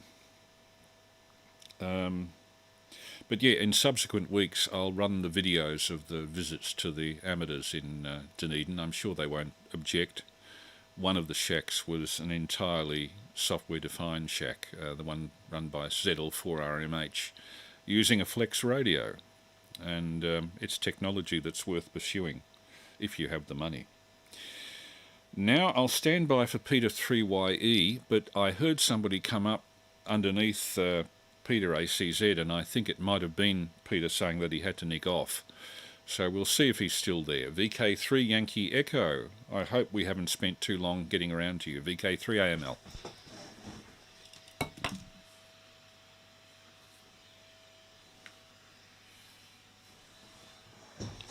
No, looks like Peter's gone.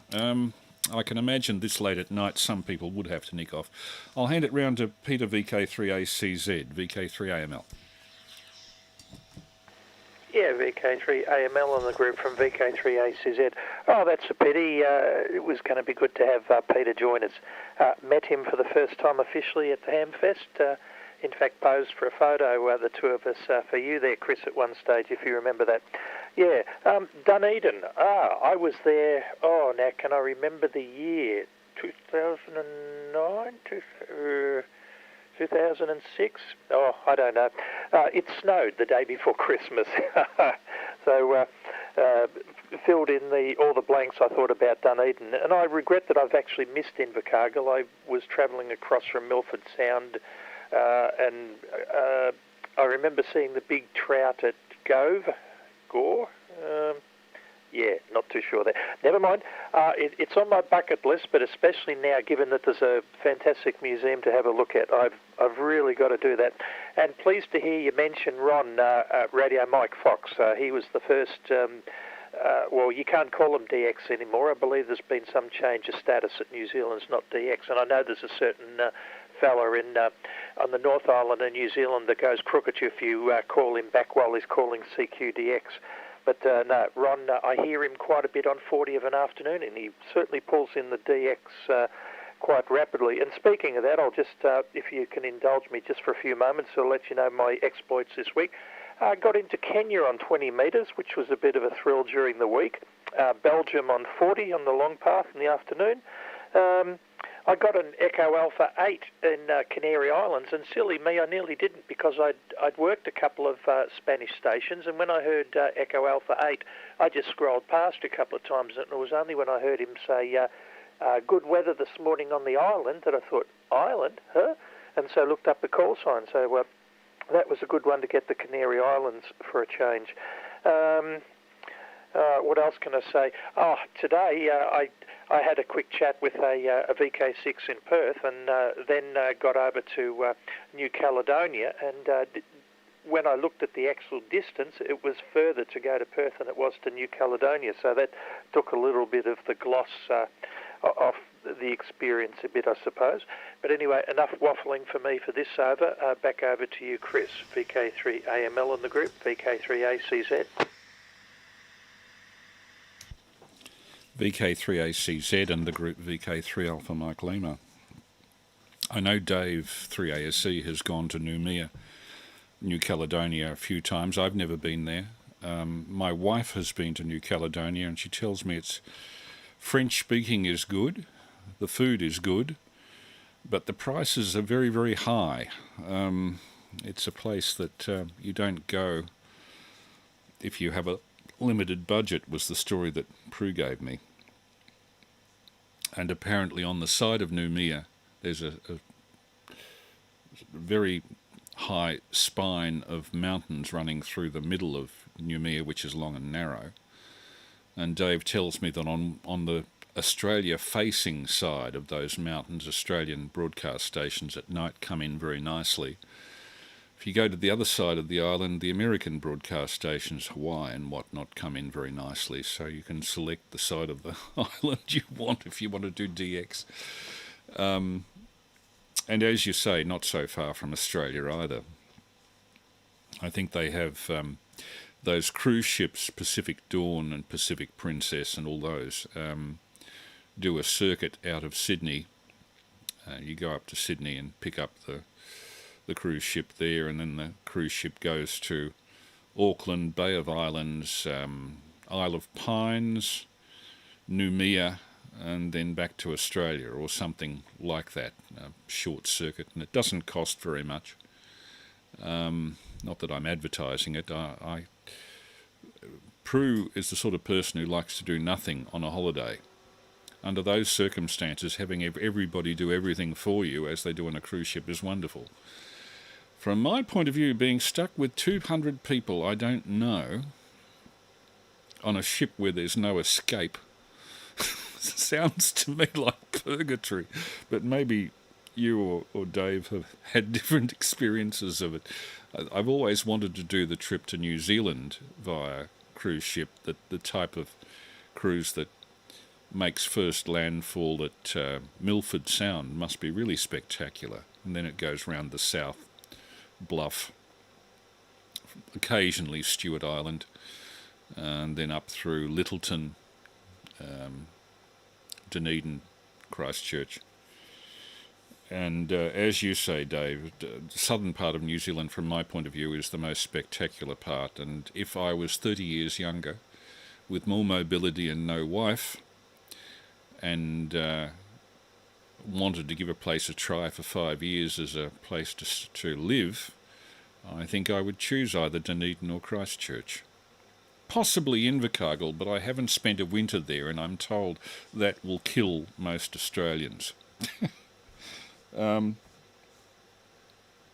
Intrigued by the fact that you've gone to the University of Otago, Dave, and I know that the University of Otago is well known for science courses. They have a very good medical course, I hear, so that's probably how you got into it there with the forensics and all that. And the museums, I missed the museum at Dunedin. There is one, the Otago Museum, but I did do the Canterbury Museum in Christchurch a couple of times, and that has a fantastic series of displays on Antarctic exploration. A lot of relics of the expeditions of Shackleton, Scott, Mawson, and the American one. I'm just trying to think of his name. Richard E. Byrd, B-Y-R-D. Equipment, cans of food from the expedition. Even in the case of Shackleton's expedition, they managed to dredge the motor tractor that he had out of an Antarctic lake, and it's now on display at the University of at the Christchurch Canterbury Museum. All sorts of attractions in New Zealand. I wish I was younger and could try living there, but now too many routes in Melbourne. VK3CG and Group, VK3AML. Yeah, VK3AML and the Group, VK3 Echo Charlie Golf, just living quick break there. It is a gorgeous place, I have to agree. I had a lovely time there, and I mean, I've been a few times, mostly for sort of business type things, and always try to get a few days and travelling around doing other things as well. Yeah, I mean, some of the museums are amazing. The National Museum out in Wellington's fabulous as well, and again, really interesting from sort of the maritime stuff there is also extraordinary. Well worth a visit. Yeah, I remember travelling up from Dunedin, actually out on the east coast, and going up to that marvellous fish restaurant. I think it was Fleur's Place, which I think Floyd, you know, the British restaurateur or whatever, he had some of her fish things in his Floyd on Fish book and things like that. But and she was there. Fleur was there, and I don't know, she must be 80 or whatever, and she was absolutely lovely, serving tables, chatting to the guests, and we wanted to take some things back with us, and she packaged it all up for us, and when we couldn't eat everything, and it was absolutely beautiful. And the whole inside of the restaurant is all wood lined, and people had written notes all over the walls. It was just all in fine sort of handwriting, so it was all sort of blended in almost with the grain of the wood. It was a very, very interesting place, and very civilized. And the countryside, as you say, is absolutely gorgeous, and Fjordland on the other side is beautiful. But I understand exactly what you mean when you say it would be a very nice place to settle in. But as you say, it's hard to make these moves at our time of life. but there we are. No, it certainly is. It is a very pleasant place to be. And Peter, I was just going to say, actually, a slightly gruff voice tonight from me, because actually our mutual friend Malcolm had his retirement due last night in the city, so we'd had to postpone it because, of course, it was arranged for one of the lockdown periods, but finally we were able to do that. So I saw him and Martine last night, and with everyone from work. It was a very nice occasion, and he's still keeping in with all his interests in clocks and bits and pieces like that. One of my other colleagues who retired recently, VK3 DOC, Morris, and he are also very interested in their horology and the clock group. But of course, that group hasn't really been able to do very much, of course, with the lockdowns and things like that. So they haven't met as much as they would have done. And of course, Malcolm's also very involved, I think, in astronomy in Melbourne as well, with the Astronomical Society and so on. But yeah, so I don't know. He used to have a nice little observatory in the country, but I don't know that he's got that anymore now. I'm not sure. But yeah, no, it's certainly he always had an interest in that area as well. Anyway, back to you there, Chris. For VK3 AML and the group VK3 ECG.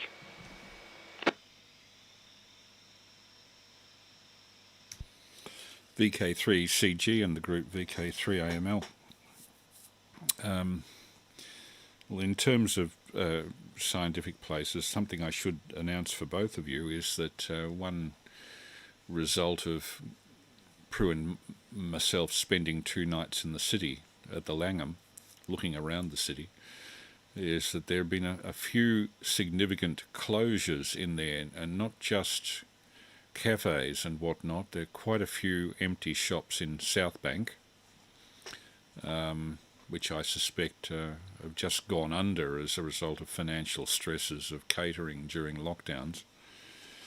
But one surprising closure that we noted was Michael's Camera Store on the corner of Lonsdale and Elizabeth Street, which has been there since 1916.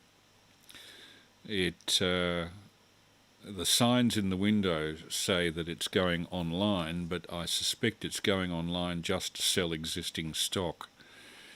I looked through the front door there and saw a couple of blokes putting stuff into cartons and appear to be putting labels on them as if they were valuing stuff to be sold.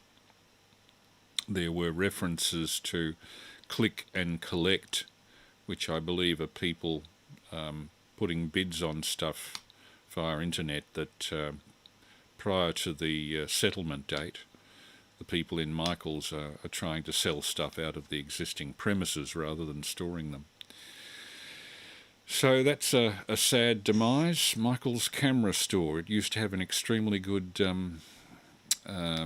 museum on the first floor, which had the reputation of having the largest collection of cameras in Australia. I wonder what's happened to that. They also used to run tutorials for people in photography, and that's gone as well. So a sad demise. I did, however, note a few places that I've never seen before by wandering down back streets, and I wandered down a Beckett Street, and I note that the Victorian Spiritualists movement, or the Victorian Spiritualists Union, still has a headquarters in a Beckett Street. I wonder what they do at their meetings. Probably Ouija boards were involved.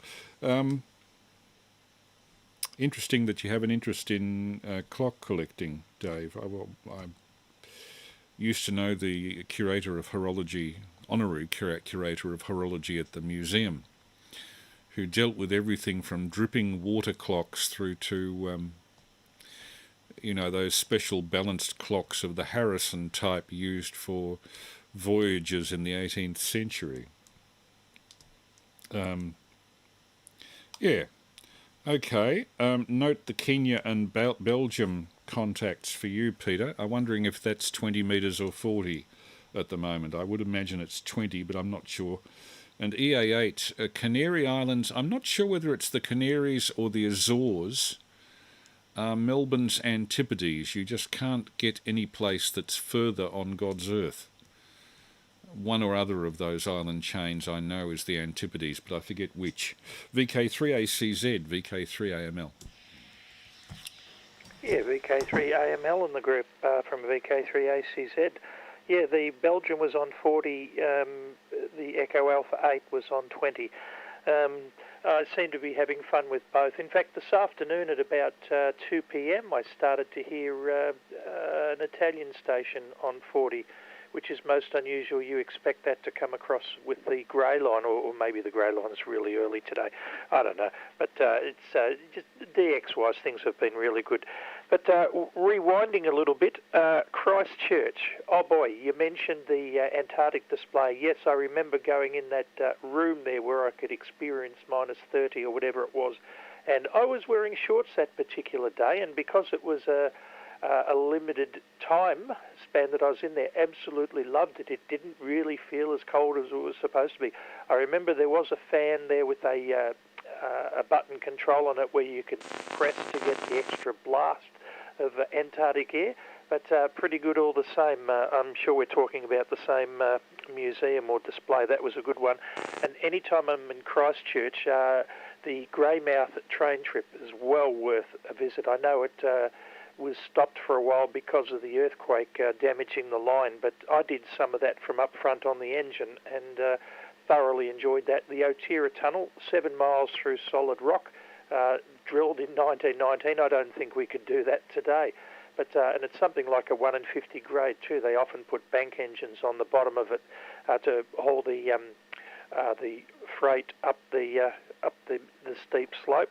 But that was super impressive as well. And the scenery on that train trip has to be seen to be believed. So if you've not done it, it's one to do on your next trip over there. And Dave, you're mentioning Malcolm Dodd finally retiring, and Martine, yes, it makes me feel old. But having said that, I've been retired from my occupation for 6 or more, nearly 7 years now. So, time marches by really fast. And Michael's camera's closing down. Oh boy. I'm sure that there's been a lot of carnage from this virus, and I won't get into a discussion about the necessity or otherwise of it, but sometimes it seems like the cure is worse than the disease in terms of the economic structure and all that. And I think I'd get a bit of a shock going through the city now if I was going to see all those closed businesses. But you did give me an idea early in your broadcast when you mentioned that you and Prue had gone into the... I've already forgotten the name of it. It's somewhere in the back of my head. It made me think, that might be a good idea, even without the super specials. I just know that the XYL and I had a wonderful dirty weekend in the Sofitel restaurant on the 47th floor one time. And wouldn't you know it, the next time I did it, maybe it was because I'd watched the Twin Towers collapsing too many times and had been scarred or something. But I just couldn't relax looking out the window at all. It was just too high for me. But something not quite as high, and I could imagine being luxuriously treated to a spa and all that good stuff. Sounds like you got the absolute best picking of luxury accommodation, and well done for that. Yes, as I said, you've given me an idea. Anyway, back over to you, Chris. VK3AML in the group, VK3ACZ. Yeah, one of my wife's favourite phrases in dealing with people, she's a good haggler, is that the best you can do? Interesting phrase. She throws it in when they talk about their good deals. Is that the best you can do? And usually squeezes a bit more blood out of the stone. She's very good for that. My father-in-law, who's long dead now, died at 98 in 2013, told me that he was in an Italian marketplace and he saw Prue haggling with one of the market owners who himself was haggling back, and he was worried that she'd be the subject of assault if she continued. She's a good haggler. But yes, we did get the luxury treatment. We got a 19th floor exec suite, living room, bedroom, bathroom with bath, shower and toilet. Sort of hard to describe, better if you look at the photos, which I might actually put up. If I can work out how to stream them through OBS by next week, I'll do it. But the views were terrific, and took lots of photos. Revisited Hearn's Hobbies in Flinders Street, which I haven't been to since I was a kid. I noted that the new Boomerang Bridge that goes between Southgate and the middle of Flinders Street Station has a lot of foot traffic, and it takes you through to Elizabeth Street. I don't know what's going on in there, but the lower part of Elizabeth Street is being torn up, literally torn up, to a depth of about a foot. Prince's Bridge, likewise, where the tram lines are on Prince's Bridge, is being jackhammered up for some strange reason. I think of major line improvements or something.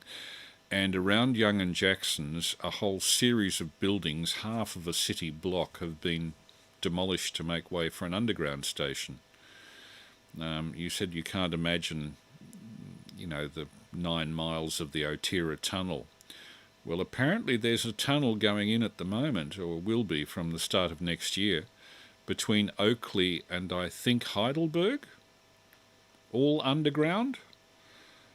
massive infrastructure, but of course they're now budgeting for public transport. It's interesting. Every time the Labor Party gets in, the public transport improves. Every time the Liberal Party gets in, the freeways improve. It's just... I hope there's a balance between the two. They both have something going for them. Now, what was the other comment? Greymouth, Mike and I did the trip on the Transalpine. My wife came with me the previous trip I did to New Zealand, and we couldn't go on the Transalpine because a mountain had fallen on the line somewhere in the vicinity of Arthur's Pass. That was fixed by the time Mike and I went there in 2019. And again, I got lots of 4K video of that, so I can stream that at some subsequent week on this thing. But in the meantime, the thing I'll have to concentrate on for showing at the next meeting of the Sherbrooke group is to get my light beam communication video down to half an hour to show to the group. I shot way more than half an hour on Deal Island. It's a matter of judging what an amateur radio group would be most interested in and then cutting out the rest. I shot video, Dave 3ASC shot video, and to a lesser extent Steve 3SL shot video. So we all came back with hours and hours of this stuff. Okay, around to you, Dave. I think I've commented on everything that you said. I don't know of Fleur's Place, Dunedin. I must give it a look next time I'm over there. And the way I feel about New Zealand now, knowing that we've got the travel bubble and that prices of flights over there are not so huge. Perth is more expensive to get to. I'll have to look to getting back to Invercargill. It's an interesting place. VK3ECG and the group VK3AML. Yeah, VK3AML and the group VK3 Echo Charlie Golf. Yes, absolutely. It's a gorgeous place, and the Fleur's Place is a little bit north of Dunedin on the coast, sort of tiny sort of fishing village area. But it's a day trip and a very pleasant drive along the coastline there. I can't remember the exact distance, but it's on all the maps. I think it's a fairly well-known place. But yes, very sad to hear about Michael's. I saw that, and I'd been upstairs in that museum and all the Leica stuff and so on a few times and had a good look. So it's very sad to hear that. Hear that that's gone. And as you say, they're on the net selling things, but with lots of discounted prices. So it does sound a bit like that stock is disappearing. But yes, all those courses and things they ran. There's a few.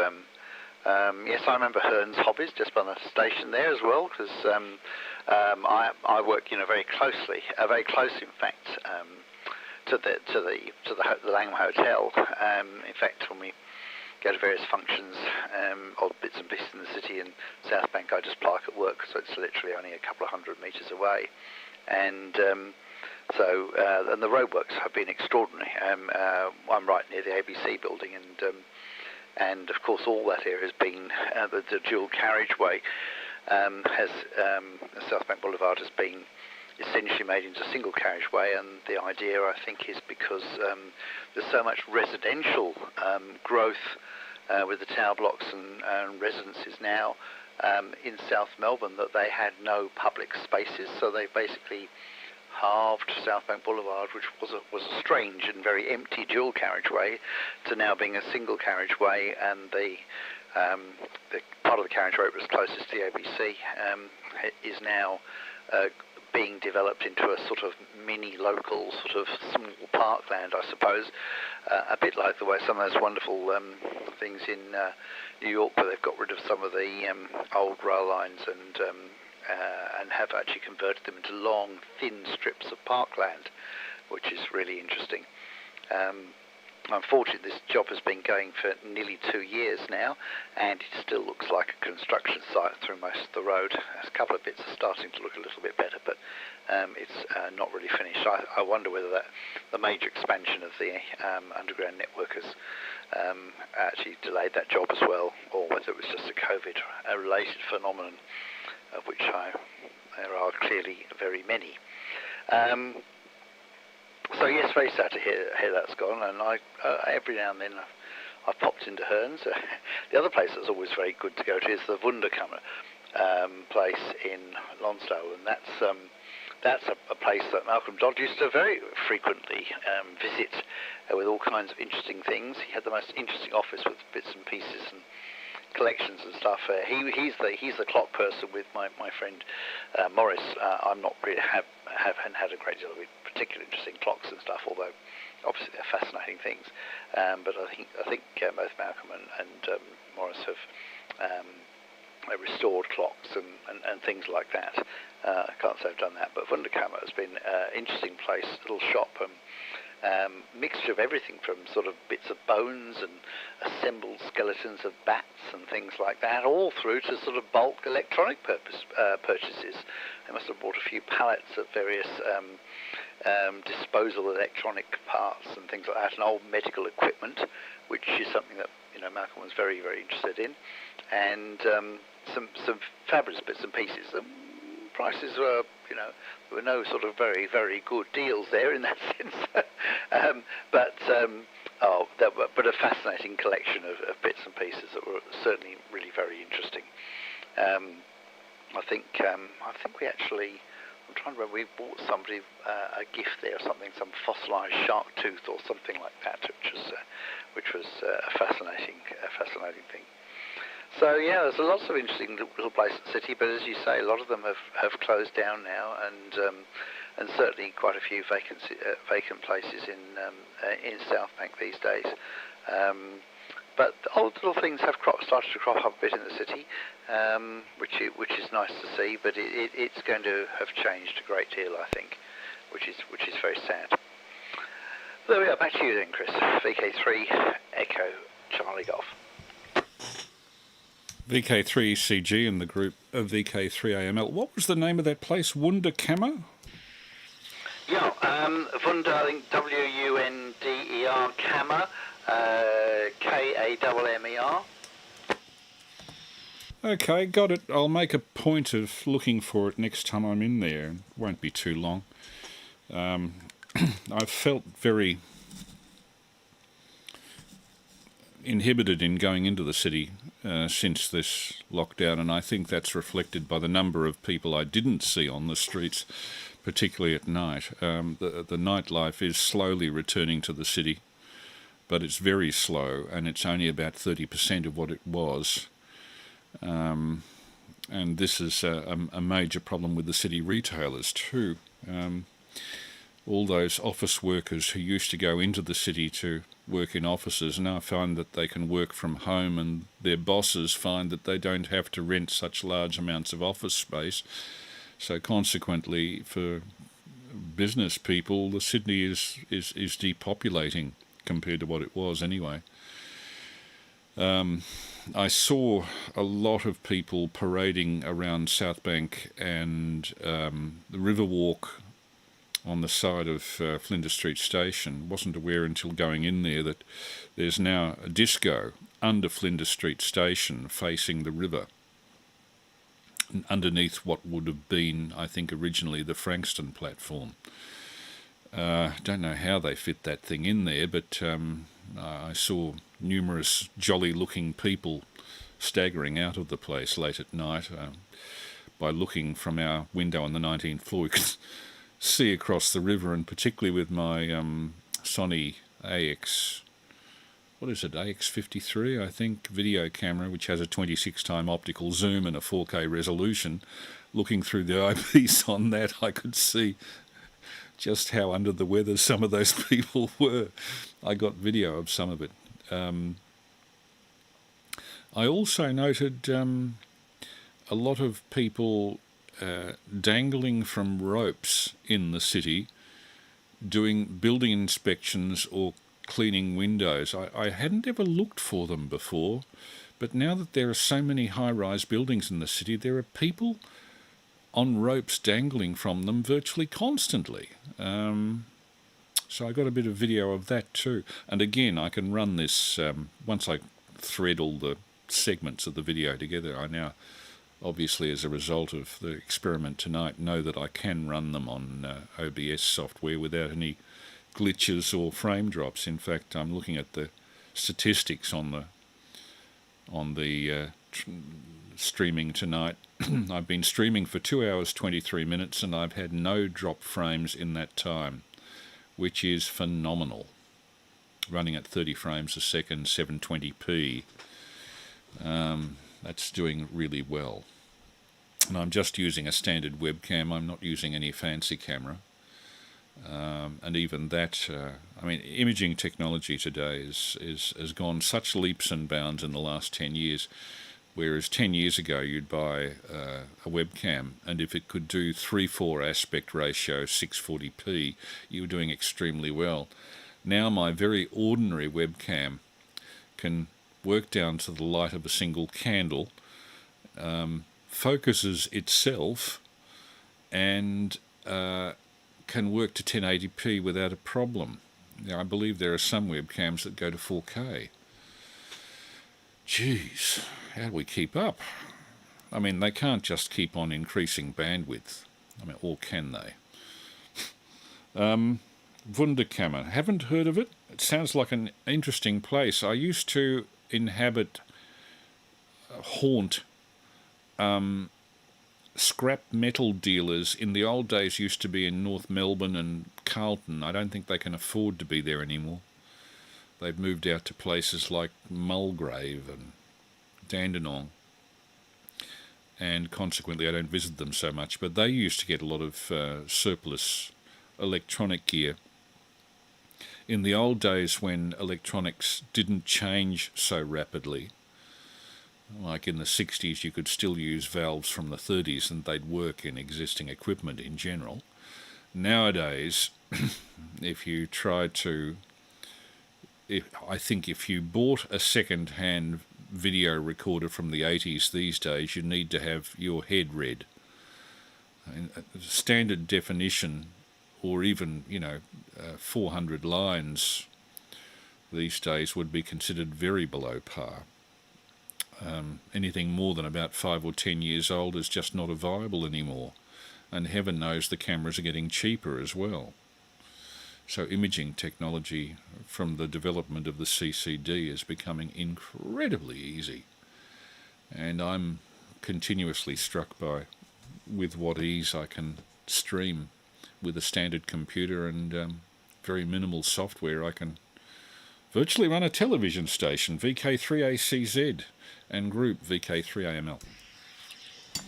VK3AML and the group VK3ACZ. Yes, well, unfortunately I won't be able to comment much about picture quality because I was watching you on my mobile phone. I did like it when you left the room, and I could see that happening. And moving the switches on that panel between you and the camera, whatever was involved in that. But I did appreciate seeing the museum footage, of course. And I don't normally bother, as you probably be aware, that I don't bother watching the stream because it is slightly delayed, but that was about 35 seconds delayed today. Not that that was any particular problem at all, because I was watching it for the video. And getting back to the subject of the city, it sounds like I need to take myself for a wander around and just see exactly what things are like. Nothing stays the same. I mean, I can drive through areas now that are suburbs that used to be paddocks and all that, which would be fine if it's close to town, but I mean out in the boondocks, the back of Pakenham and all that, I'm always overwhelmed by the changes that happen, and I think to myself, well, it hasn't been that long since I've been there.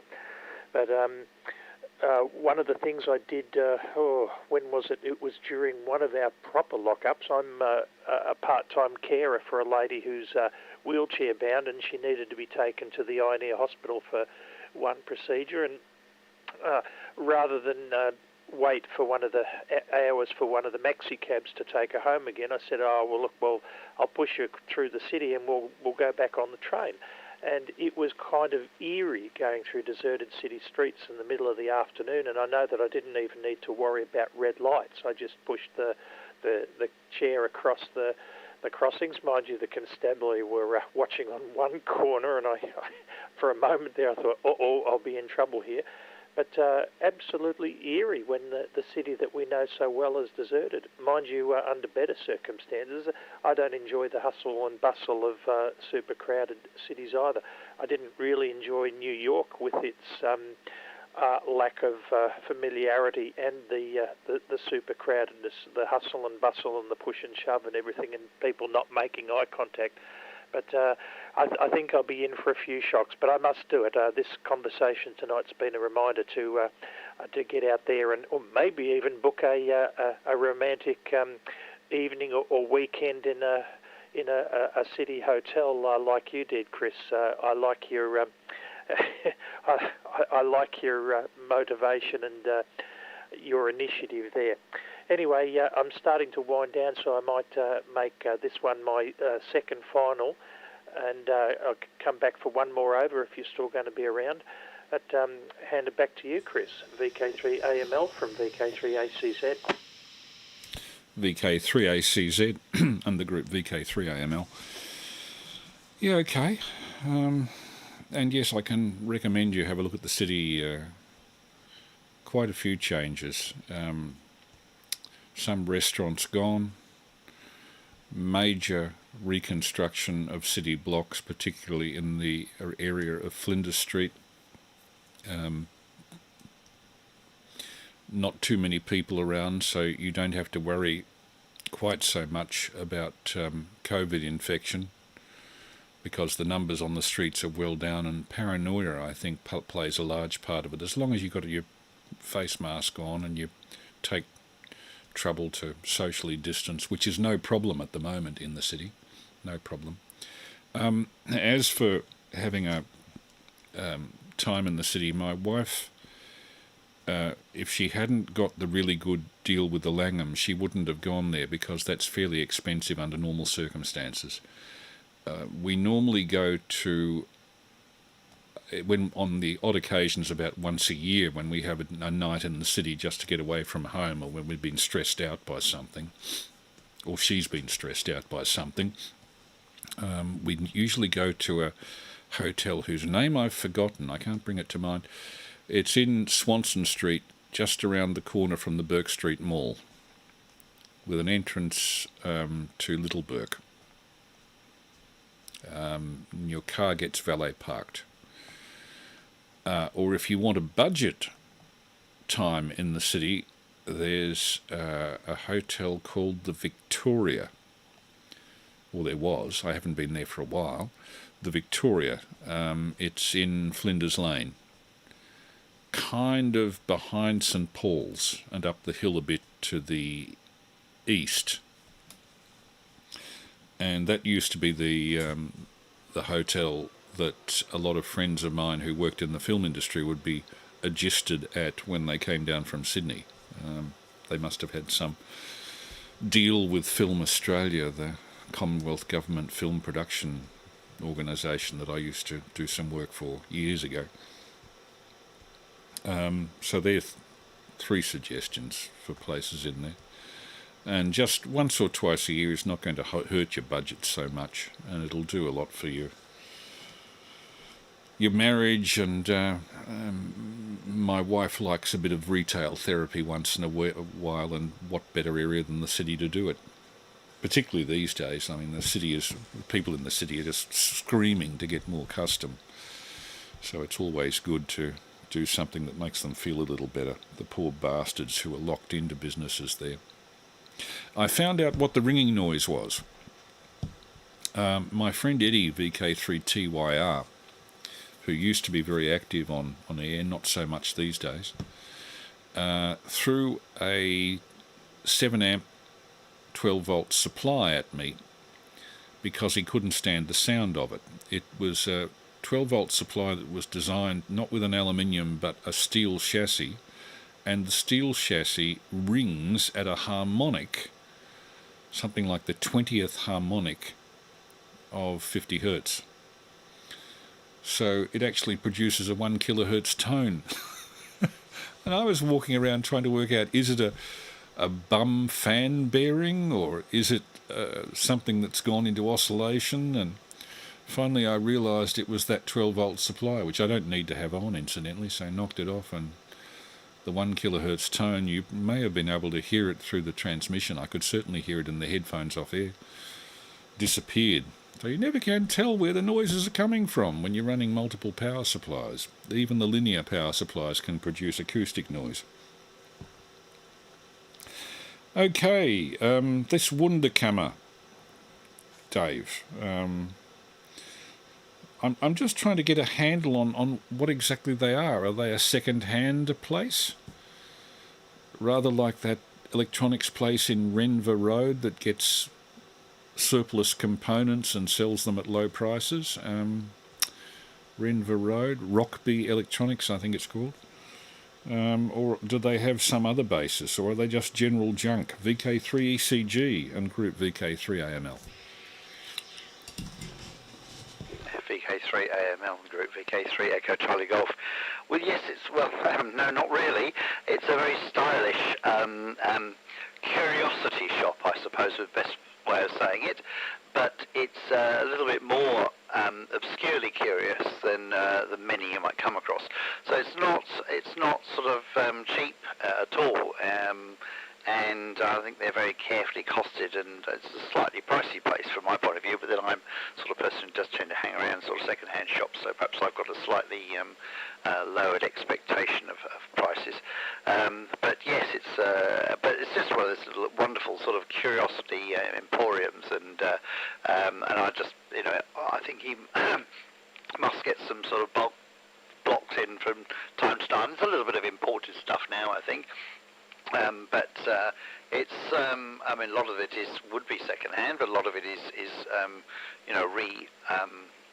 recreated, if you like, or put into relevant glass cases or various enclosures to make it look smart and something to have on your metal piece and things like that. So it's a bit like that, but it does have the odd, really intriguing thing in there as well.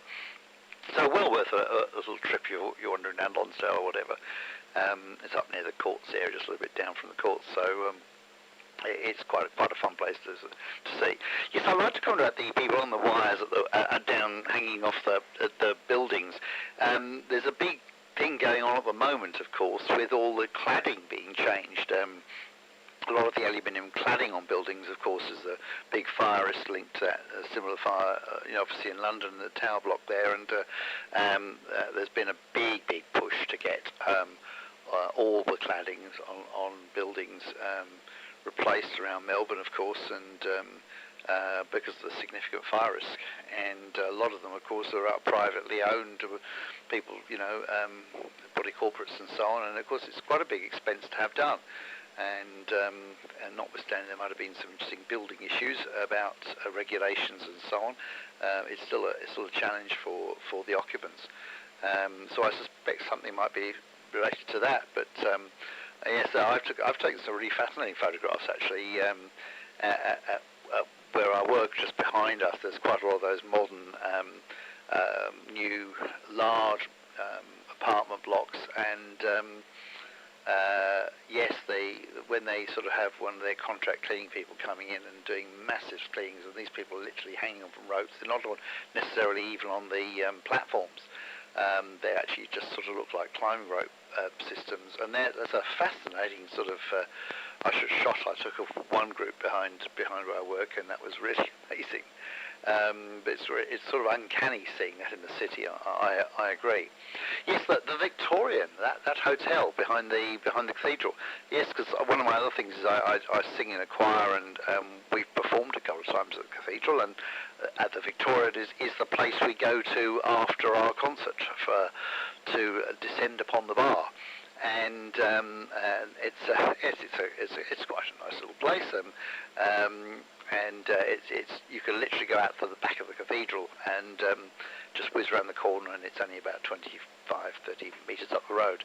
So it's actually quite a convenient place to go. But I've never stayed there, so I wouldn't know what it's like in other places, other parts of the building, that is. I'll see what else I've noted. Oh yes, is that the best you can do? Reminds me of my father. We because really originating from the sort of northeast part of London, and my father and I used to go down to all the sort of East End sort of second-hand shops, and we'd sort of tour around these on a Saturday morning or whatever, and he had a quite elaborate thing. My father was a very good negotiator of prices and things, and the shop people were pretty good themselves. And he would, we'd have a little sort of code between us of, if I thought something was probably quite good value and something like that, I'd say, oh, I don't really like that. And if I thought it was sort of okay, I just say I don't want that, or I was useless or something. So I had to work at least one or two things below the level of what I was interested in order that my father would have a position to negotiate from, because his son wasn't terribly interested in it anyway, sort of thing, and they might walk away. So that was one of his standard techniques, and I was well schooled in this before we arrived at the shops. Anyway, back to you, Chris, from VK3 Echo Charlie Golf. VK3CG, VK3AML, and I'm winding down too, Peter, Dave. I wonder what we can do to induce more people to come on this thing. Probably the best thing I can do is to finish half an hour earlier so that we can start discussions. And possibly that might reduce my workload with video editing, because I've just become aware that with making videos, 9/10 of the time you spend on it is not just pointing the camera and shooting. 9/10 of it's editing the damn things, because you've got the sound to edit and picture to edit, and then to render. Then I can stream, but it takes up so much time compared to just running a webcam and talking, that if I reduce my production from an hour and a half to maybe 45 minutes, it might actually do some good in terms of quality here. Medical equipment. Years ago, when I was assistant curator at the museum, 40 years ago, or 38 years ago, we had a lot of contact from the Wellcome collection, WELLCOME, and I believe that they have a major collection at Melbourne University of old medical equipment. Old and rather horrendous medical equipment in many cases. A mechanical device used for examining the internals of the intestine. Metal. Frightening thing to insert. And by the length of it, it could have been inserted from either end. A very old nurse came in there and she said, you know what we used to call that at Melbourne General Hospital in the 30s? I said, no, and she whispered closely and sort of furtively, we called it the Silver Stallion. What was it? An endoscope. An endoscope. The old days, they were an optical device, multi-hinged. God, if you lost a part of that in the intestine, it'd do more harm than good. And things like tonsil extractors, they were interesting devices. Yes, there's quite a... And bone saws. You would have come across those in forensics, but to an average person to pick up one, particularly if it's got a little bit of dried blood on it, it's slightly horrendous. But I only sort of prodded on the edges of that curatorial area. My area was electronics communications, as you might imagine. So I dealt a lot with peripheral stuff to that, more in the lines of X-ray tubes, Crookes tubes and Geissler tubes, which were fun if you fired them up on a high voltage spark coil or an old Ford ignition coil from the 1910s. round to you for a final, Peter, and then we'll sort of take it around and close up, I think. After having lost half of the video in a Sony Vegas computer crash this afternoon, I'm ready to crash myself. VK3ACZ and group VK3AML. VK3AML in the group from VK3ACZ. Yes, well, while you're talking about medical equipment, I think all amateurs should have at least a set of mosquito forceps or Spencer wells for soldering. I'm sure Dave would be nodding his head and agreeing with that. I know they come in very handy being able to lock them in place. But yeah, I don't want to think about some of the other ancient medical equipment. I remember one of the old supposed treatments for the clap was the equivalent of a what do you call it, that squid catching thing where it just scraped out the entire lining of the urethra. Oh, I don't even want to think about it. I'm starting to go cross-eyed.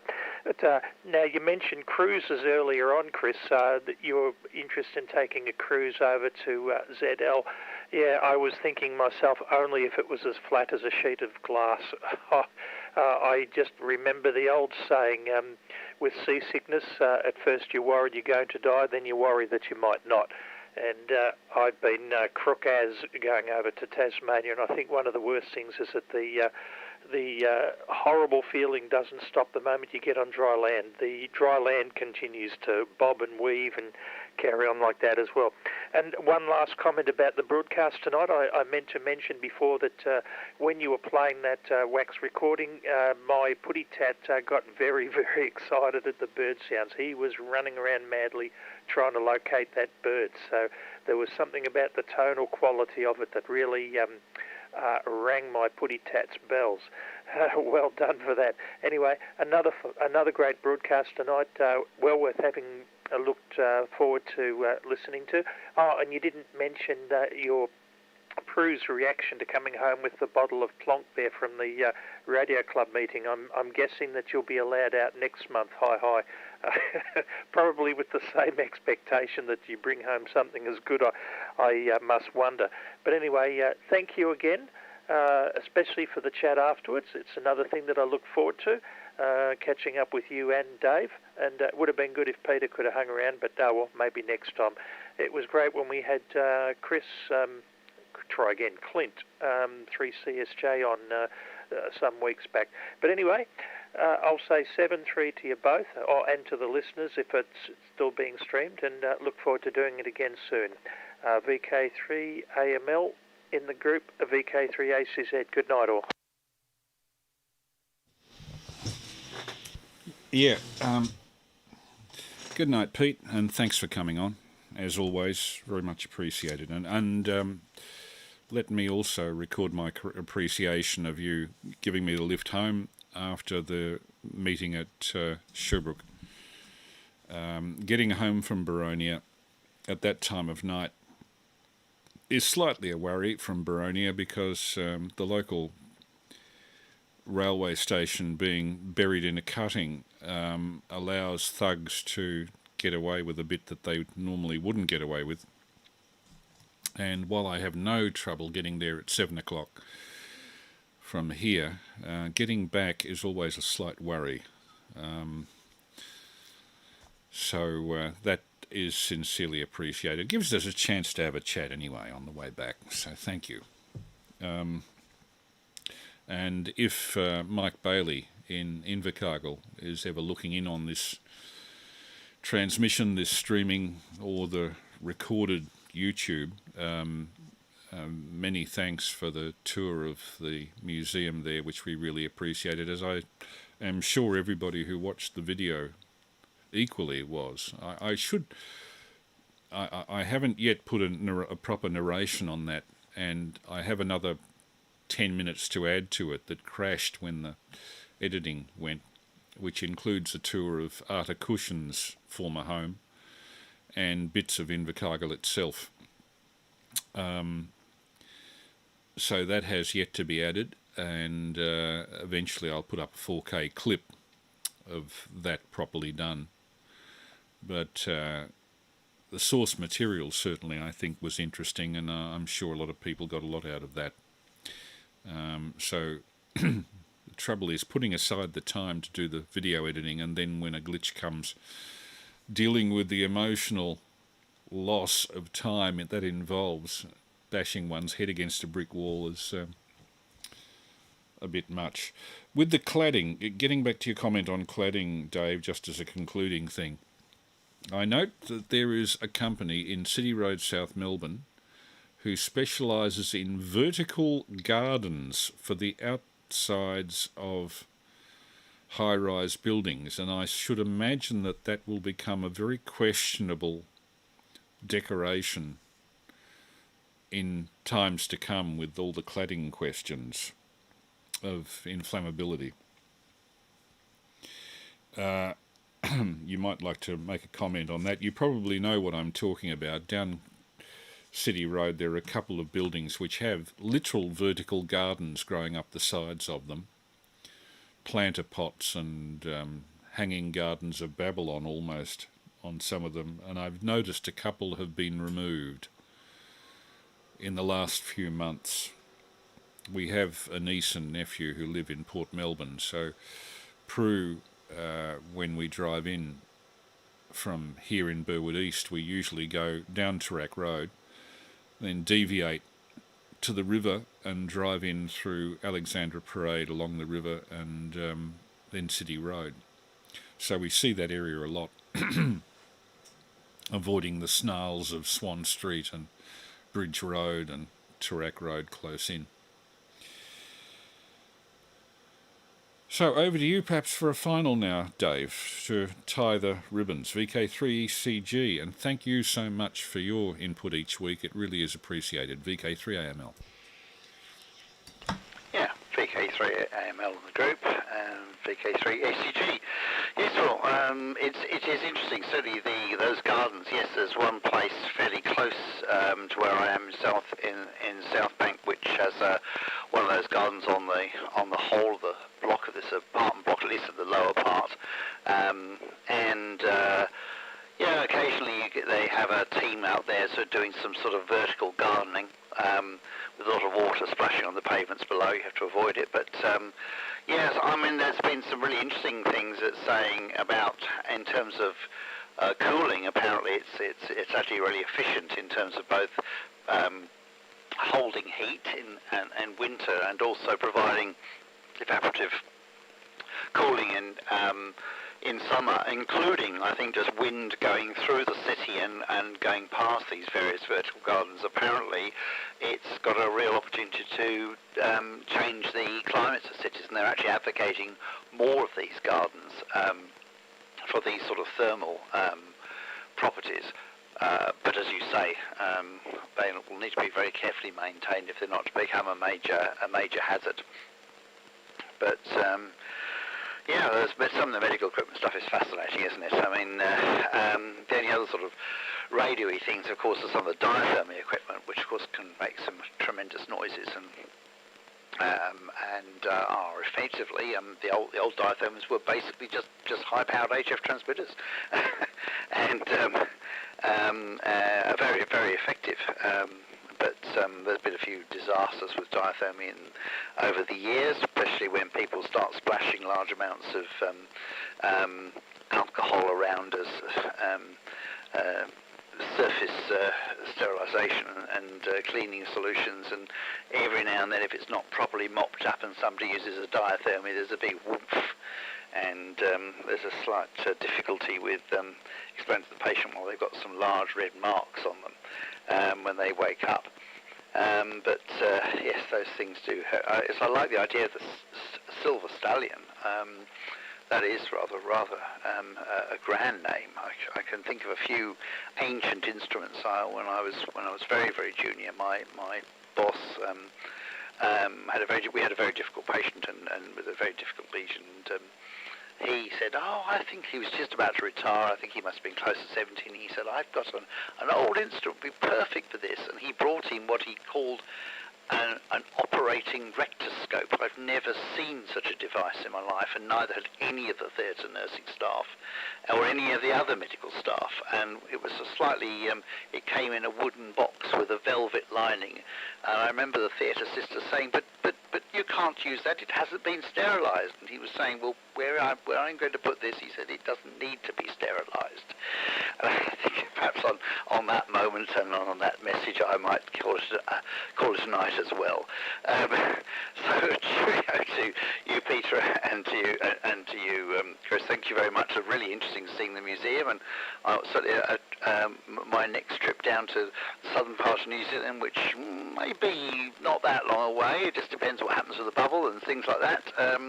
Maybe we'll be able to get down there and have a look at those things as well. Good night to you both, and 73s. Cheers from VK3 Echo Charlie Golf.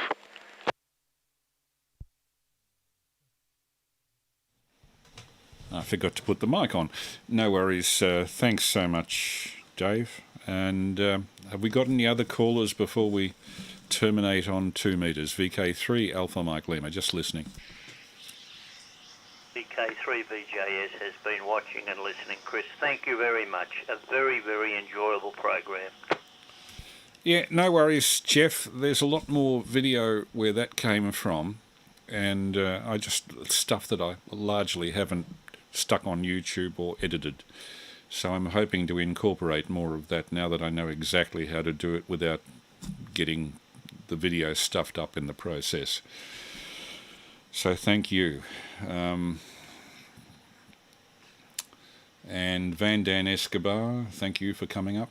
I'm just looking up the list of people that have called in. Matt Bird, Robert Reeve. I haven't come across that name before, but nice to have you there if you're still watching. Terry Sims, of course. Terry, always a pleasure. And I think that's the size of it on the printed stream. What can I play to take us out? I'll do a couple of just little curios before I close, either on 2 or on the stream. One is, I heard for the first time ever, I think in 40 years, I heard a station on 14330, 20 metres, calling CQ on AM. AM on 20 metres. Hang on, I'll just give a burst of it. AM. CQ calling CQ 20 meters, amplitude modulation. This is 3TBW. In Delmont, Pennsylvania, just about 30 miles east of Pittsburgh, calling CQ and listening. And he tried again and again, but I don't think he got anybody.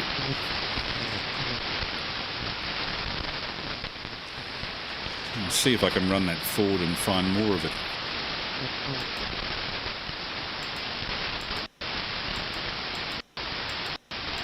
Meters, CQ calling CQ 20 meter phone. CQ calling CQ 20 meters AM. From November 3 Tango Bravo Whiskey and 3TBW calling CQ 20. CQ calling CQ 20 meters. CQ calling CQ 20 meter phone. CQ calling CQ 20 meters. CQ calling CQ 20 meters amplitude modulation. This is TBW calling CQ20, CQ 20 meters. CQ calling CQ 20 meters AM. CQ calling CQ 20 meters AM from November 3 Tango Bravo Whiskey. The poor guy actually called for about 20 minutes and never got a reply. I thought it was so sad. Never can tell. Anyway, what can I play to conclude the night? Okay, a little something from 1904 shouldn't get me into trouble. An Edison cylinder of, I think, a mandolin and guitar duet. Unusual. It will announce itself, as all Edison cylinders do. Mandolin and guitar duet and on an evening serenade played by Sigel and Wolf, Edison Record.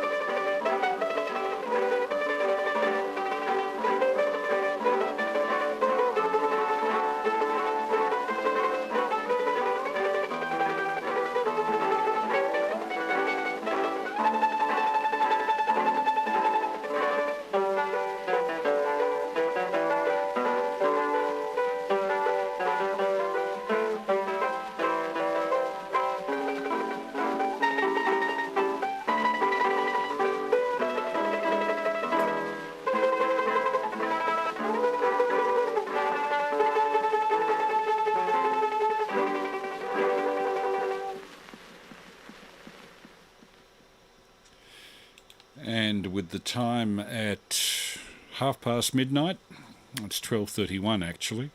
This is VK3AML with the regular Saturday night test transmission and QSO.